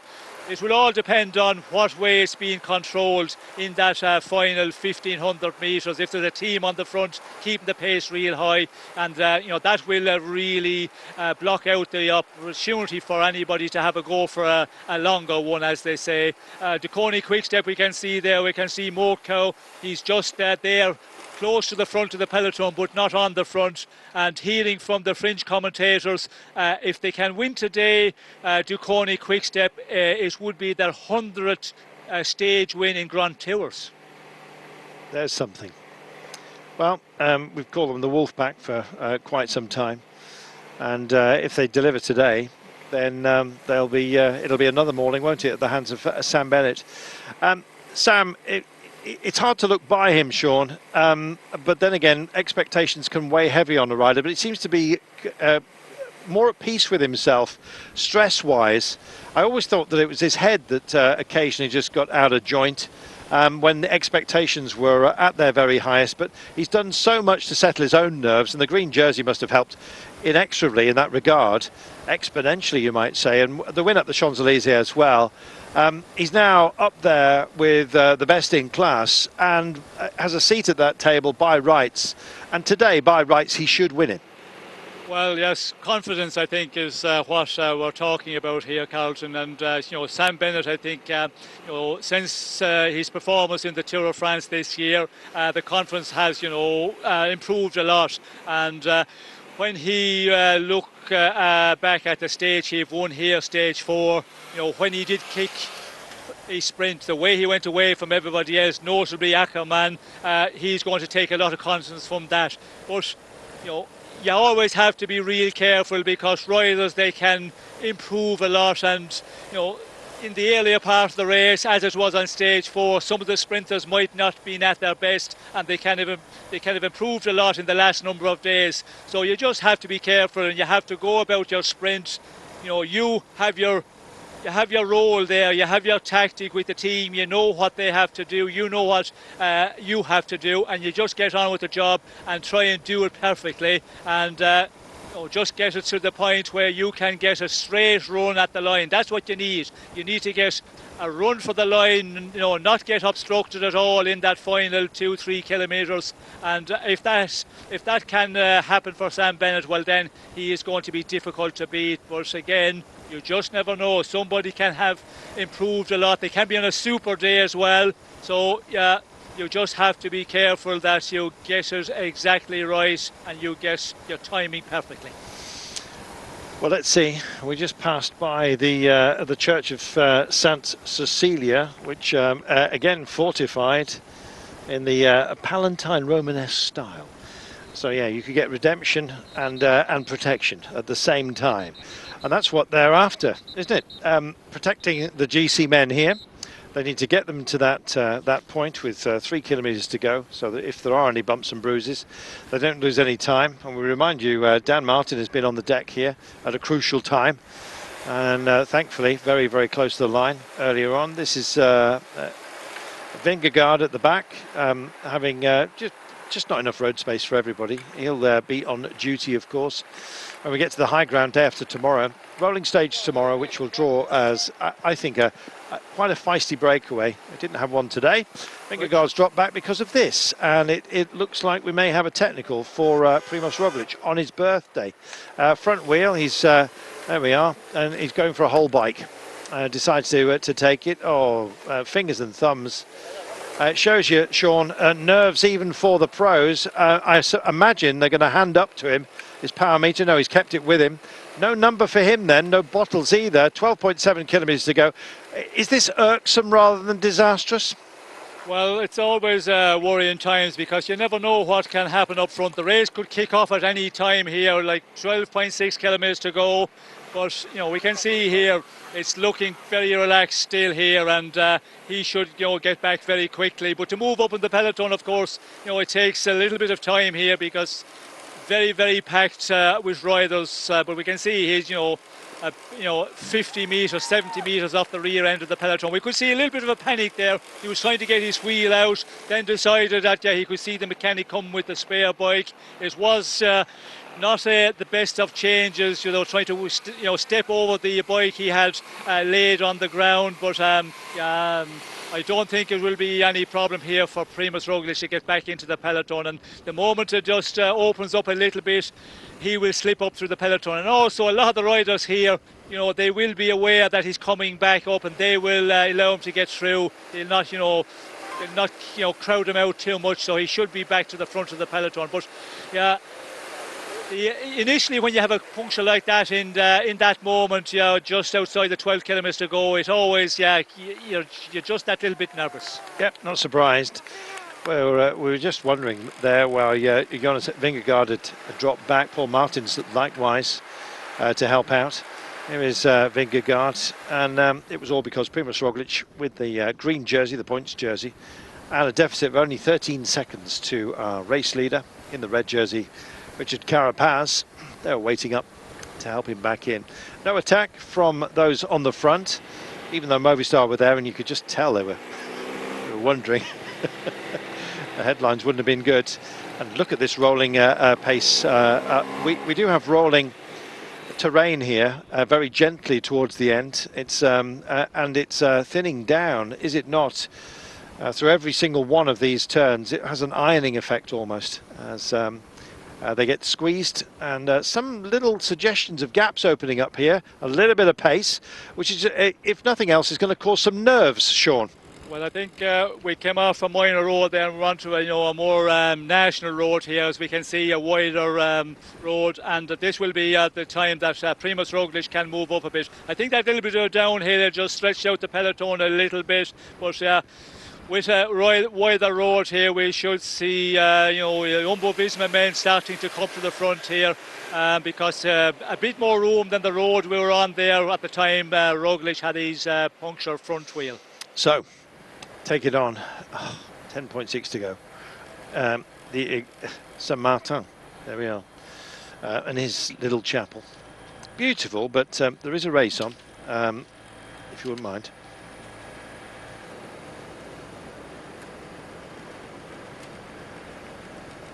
The Iglesia San Martin, declared an asset of cultural interest in 1993. That's all I've got.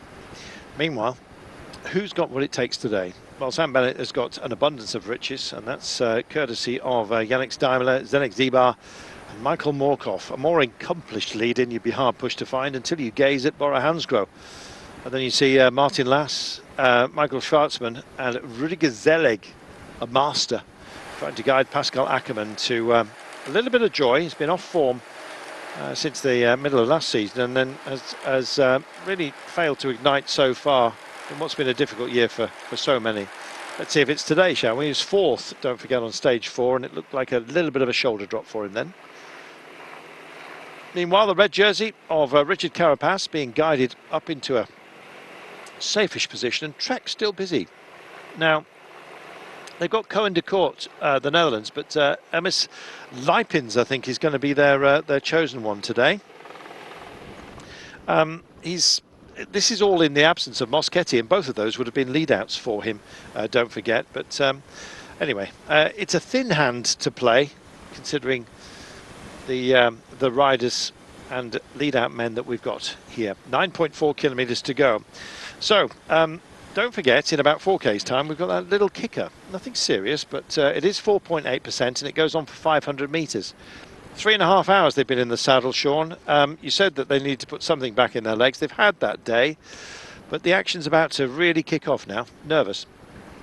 Yes, well, it should be starting to get a bit more pace here on the front of the peloton, but for the moment we can see everything looks pretty relaxed, and still, you know, continuing on as it has been now since we started coming through the finish area with 34 plus kilometres to go.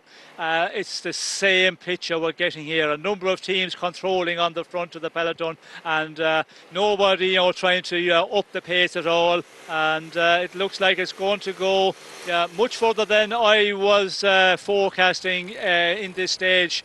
That is going to be a quite late one before they start to prepare the sprint here in the run to the line. We might get a bit of fishing in later, Sean, if we're lucky.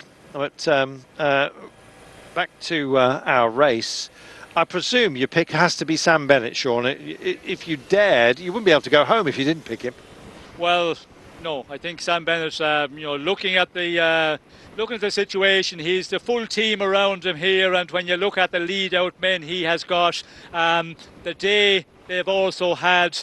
You know, the riders are you know, still pretty fresh. I know they've had a difficult race here right from the beginning, but today will be a day that we will see a lot of riders with a little bit more energy than it would be on a stage where it's aggressive racing. So for that reason, I think the Koenig Quick-Step should be able to do a very, very good job. But again, you know, it can all go wrong for the best of lead-out teams, because in this run-in you just can get crowded out at the wrong time, and then you find yourself too far off. But yes, if it's a straight-out sprint against the fast men, it's hard to see anybody beating Sam Bennett on the form and the sprint he showed on stage 4 of this race.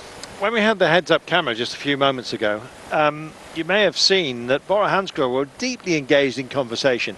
They're having a proper chit-chat, arms over each other's shoulders while they were imparting knowledge. And there they are, lined up. Now, to my mind, you look at Deceuninck Quick-Step, they're following on to Bora at the moment. You've got the men with the aquamarine and black. They are just signalling to each other at the moment. But a clear view is being denied Deceuninck Quick-Step just for now. That's not going to go on. But it shows great confidence and intent by Bora Hansgrohe, and there's a confidence game to be played here, a psychological battle as well as a battle for pace and power. So let's see how it reveals itself, shall we? Still a good effort by Groupama Francis Tijot, I must admit. Putting in more today. I don't know what they're hoping for. Is it Ollie Legac? Have a quick look. But yes, it's a conundrum today, how to stop Sam Bennett winning, and it may well be that they have the beating of him today. I guess we're going to find out. Yes, Ollie Legac is their sprinter. I just double-checked. He's got some sprint credentials about him. So I think they're probably dreaming, but then again, we're on the pilgrim route. He may have bent a knee last night. 6.3 kilometres from home. and a little rise. There's a few sappers along the way, and if you have taken the day easy, then the demands on you, I guess, will come as more of a shock, because all of a sudden this is going to get very focused. Up and over the top they come. In fact, was that my 4.8 percentage rise a little bit earlier than I thought? Hope not, but if it was, then there it was. 5.9 from home. They're about to just tip off, Sean, and come in at pace to what will be at about the 4.5 kilometre to go marker. There's a nasty right-hander that they've all got to squeeze through. The first of 3 squeeze points before the line. Yes, well, we're coming closer to getting onto that original part of the race route. They have already been through at 4 kilometres to go. So that right-hander, as you say, Carlton, with about 4.5. I think they'll be thinking about that now, and we can see here we go. They're starting to push on a bit more. A lot more urgency than we have seen all day in the peloton here. Teams now starting to just push to keep their place on the front of affairs, and big mixture of different colours and teams here. Yep, there is. Gosh, well, some big twists and turns as well at pace. That was the climb I was telling you about, and it's added some impetus, a real ski ramp, if you like, that they've got to take on. A few twists and turns in about 200 metres is the big right-hander that's going to be the first of a sequence of pinches, bottles being cast asunder, and here it is. There was a race to that corner. You can understand why. You're not all going to fit in at 6 wide. They all get through safely. That's the first question that's been asked. Oh, I'm just having a look. It's the camera that's in trouble here. Saul safely through. I was worried about the what I thought I heard was a yelp, but it was the cameraman himself as they hit a traffic calming hump that most of the riders bunny hopped over. Big charge into that, and it was Lotte Soudal with Gerben Tyson, Tosh van der Sande in their black shoulders, red and white. Next pinch point they've got coming up for you, it's right here. So a whole sequence of them. The road does get more sort of lazily pacey after this, but there's a long way back now from the front to the rear. They've taken that left-hander at the 4 kilometre marker, so the road now will gently accent towards the right, then does exactly the same at pace to the left, but more or less it straightens out with about 2.2 to go until we get to that 1.3 nasty turn. You'd better be in a safe place. Right now, best placed, it seems to me, amongst the favourites is Bora Hansgrohe with Pascal Ackermann. They got themselves into the right place for those twists and turns. Well researched they are, and they're hand on shoulder, and we're coming up to that magical 3K to go marker. Where they wanted to guide Ineos Grenadiers, Richard Carapaz to. So safety first for the GC men, but now it's about the approach and how you're going to deal with it. Aaron Burrow for Astana coming up solo. He's going to try and hobo on other people's trains. Max Canter picks it up as well for Sunweb. He's embedded within this group, and he's at the moment just riding off the shoulder of Ineos Grenadiers in their black with that crimson chevron upon their breast. 2.8 kilometres to go. We've got the big turn coming up, Sean. They're going to race for it. Yes, well, we can see there they're certainly racing, but not full on for the moment. The riders on the front here are just keeping control. We can see Lotte Soudal are the ones are pushing on. Bora Hansgrohe, have a line of riders here for Ackermann, but we can see Duconi Quickstep quite a bit back here for the moment. Still 2.3 to go, and that's what Duconi do. You can see him here on the right-hand side of our screen. They just hold off, and then they come at a moment as late as possible. They did it on stage 4. Will they be able to do it again today? Dion Smith has got both Rob Stannard and Alex Edmondson around him, guiding him in with the acid green shoulders of Mitchelton Scott getting into position. 2 to go. Now then, the big left-hander coming up right now. Be safe, be strong, and be in a place where there's a little bit of space. It's hard to find out here. If it is a left-hander, right-hand side of the road is going to give you the best option of the best view, and Carapaz is in a very, very safe place at the moment. He wants to sail through this. UAE extremely busy for Jesper Philipsen. And here we go. Bora want to boss that side of the road as well, so they want to open it up. De Koenig come through and almost dive bomb up the inside. They're not going to be trimmed off at a moment like this, and Sam Bennett's in a great place. So it is that Bora Hansgrohe with the black and aquamarine hit out right now. Just tucked in is of Trek. It looks like Lipins is going to go solo here. We have Jasper Philipsen of UAE. Their train just lined up alongside De Koenig Quickstep. You'll see them in just a few moments' time. But doing all the work at the moment, it's Bora Hansgrohe, and still they're digging in. Possibly for glory. Let's wait and see. NTT in their blue coming up, and Janse van Rensburg also fancies a little bit of action today. And here comes that trio with Jesper Philipsen.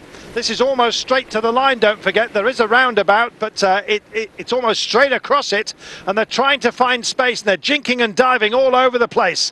Getting a view of the line, it starts to open up right now, and Bora Hansgrohe can see it, but can they see glory, and can they deliver Ackermann? They're starting to roll with it, and Jesper Philipsen comes through. Still can't see Sam Bennett for the time being, but he often comes out very, very late. Here's the shilly-shally through that little section with the roundabout. Sam Bennett tucked in and waiting to go to turn on the afterburners. They've gone over the other side of the road, and now is the time. If you've got what it takes, it's time to go. And Ackermann hits out, and so does Sam Bennett. Philipsen also within the frame. It's going to be a 4-up finish. This one at the line. Oh, it's all about me, says Sam Bennett. And you know what? It's hard to argue. Oh, it's all about timing, Sean, and that was perfect. Yes, well, we could see Sam Bennett there. He was in the wheel up. He's a lead-out man from the Coney Quick-Step. Morkov, and just held off, and then Bennett takes it up. We can see the way he still wins that one.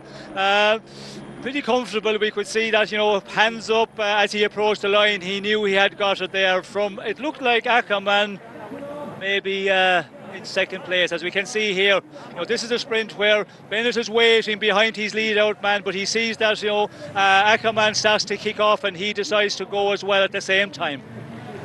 Tyson just had a shot here on the left-hand side of the screen, got a very good finish as well. Here's the reveal. Philipsen trying to come through as well. Max Canter was there for Sunweb in the frame. But really, it was mano a mano with Pascal Ackermann versus Sam Bennett towards the line. There'll be a photo for some of the minor places, but there's your winner. Ireland does it again. This time with Sam Bennett. He's a hard man to get round, Sean. He's a big guy, but he just seems to find those gaps and make them count. Well, positioning, and we can see their perfect job there today.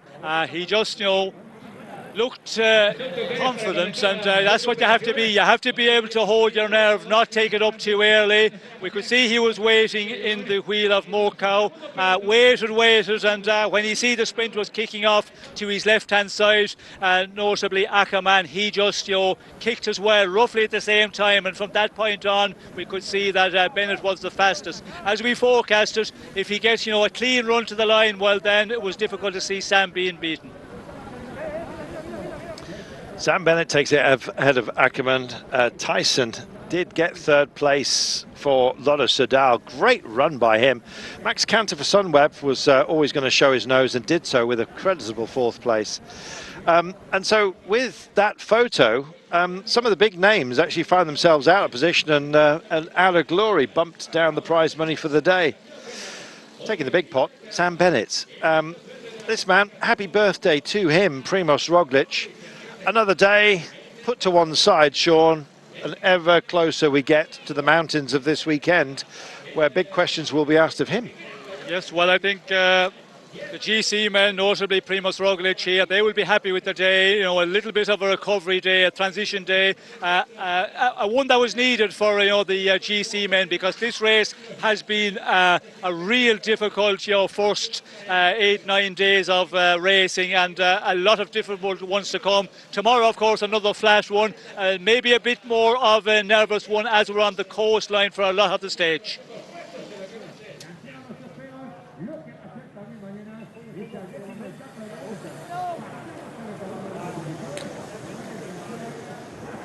Well, some great riders here, but head and shoulders above them, even when they stand next to each other. Sam Bennett. Big guy, comes good. I think we're going to hear from Tim Mellons about today. Tim, you guys did a lot of work on the front there today. Yeah, I think it was about positioning on the narrow road. We were perfect, and it didn't do much effort to be there, so it was perfect. And then we went to the final 4K, and Gerben did a really good sprint. He did a really good sprint. Nobody expected him to finish in the top 3 today. Tell us how he did it. But already the whole week he's riding super easy, also uphill, so we have confidence in Gerben. It's his first time here in the Grand Tour, and I think he's doing super good. He's obviously someone to look out for the future. Tell us something about him. He's very funny, very optimistic, a lot of morale, and yeah, very fast sprint, like you can see. Thanks a lot, Tim. Well, we had him tagged, Gerben Tyson, after his stunning performance on stage 4, and he got a very good finish again today. Sean, certainly one to watch out for as a polished performer, I think you might say, but nobody did it better than Sam Bennett. Talk us in.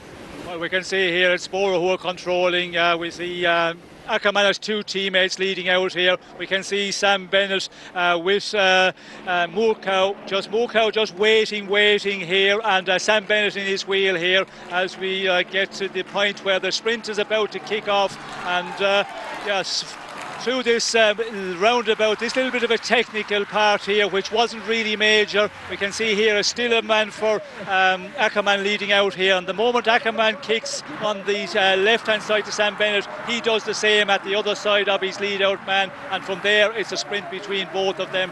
But yeah, the young Belgian rider coming quickly there. But as we see from the side-on shot, Sam winning by a good bike length. Well, he knew it, which is why he was able to afford himself the luxury of a celebration. Great to see. And in fact, we have Sam standing by to spare us a few thoughts about another win and a big tally as well for De Koenig Quick-Step. Great to see.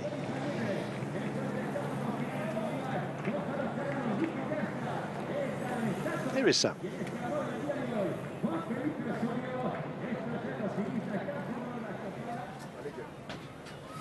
Sam, second sprint, second win. How did you handle the headwind at the end? Yeah, it was a long final, slightly uphill, slight headwind, but we had to come from behind with speed, and it was a big fight. We had some guys nearly put us in the barriers trying to take the wheel, which was a bit sketchy, but we stayed upright, and yeah, I'm really proud of this one because I think it's my 50th career win, and the team's 100th Grand Tour stage win, so it was a nice one to get. It's also in a province where Sean Kelly won in 1986, so the story continues. Yeah, it's nice to do a little bit of what Sean did. I won't be able to accomplish all that he has done, but yeah, to do a little bit is fantastic. Well done, thank you. Thank you. There you go, Sean. You even got yourself a mention. I bet you'd forgotten, hadn't you, about this one? Yes, I had forgotten about that one. You've done so much, that's the reason. So many Grand Tours. Let's have a look at today. It was pretty flat, and well, 2 riders decided to engage with it. Their battle plan, stay out there as long as possible. Had a few tumbles. Hector Seiss looked like he'd gone down very hard. Look at that helmet. It took a real hit. He was deemed to be okay and not concussed, and rode on. Thank goodness he was wearing that helmet.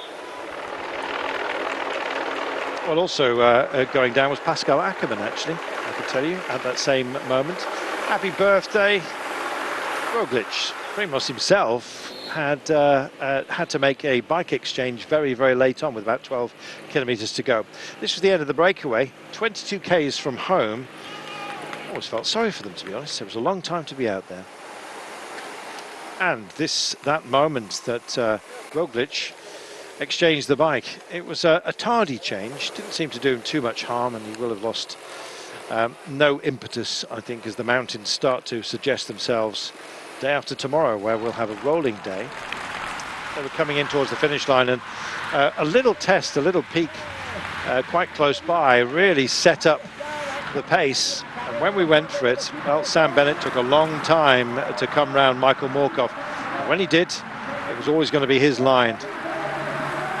Super job. Fantastic finish by the late charging Gerben Tyson of Lotto Soudal. He's had some very, very strong finishes in this race. And he had another one today. This is how it looks overall. Carapaz safely home, along with Primoz Roglic, 13 seconds adrift. Dan Martin at 28, Hugh Carthy at 44, Enric Mas a minute and 54 now. Grosshardt, who faded yesterday on 3:28, likewise Chavez. Valverde, Soler and Wout Poels, who's up into the top 10 after warming up as he always does. A couple of lumps and bumps. One lump or two. Well, there's more than that tomorrow. It's the day of a breakaway, surely. We have one categorized climb, but watch the terrain. Look at those. Those early peaks as well are going to draw out a response for sure. Nothing silly, you understand, but it may well be a bit rock and roll tomorrow. We're going to be here and presume you are going to join us. Even when it's flat, we're up. Tomorrow, we'll have more to play with, and hopefully you'll come along for the fun. It will be a blast. And of course, don't forget, we've got the mountains at the weekend, Saturday and Sunday. This race gets extraordinarily difficult, as if it wasn't tough enough already. We look forward to your company. Same place, same time tomorrow, wherever you have found us. Thanks for joining us. For now,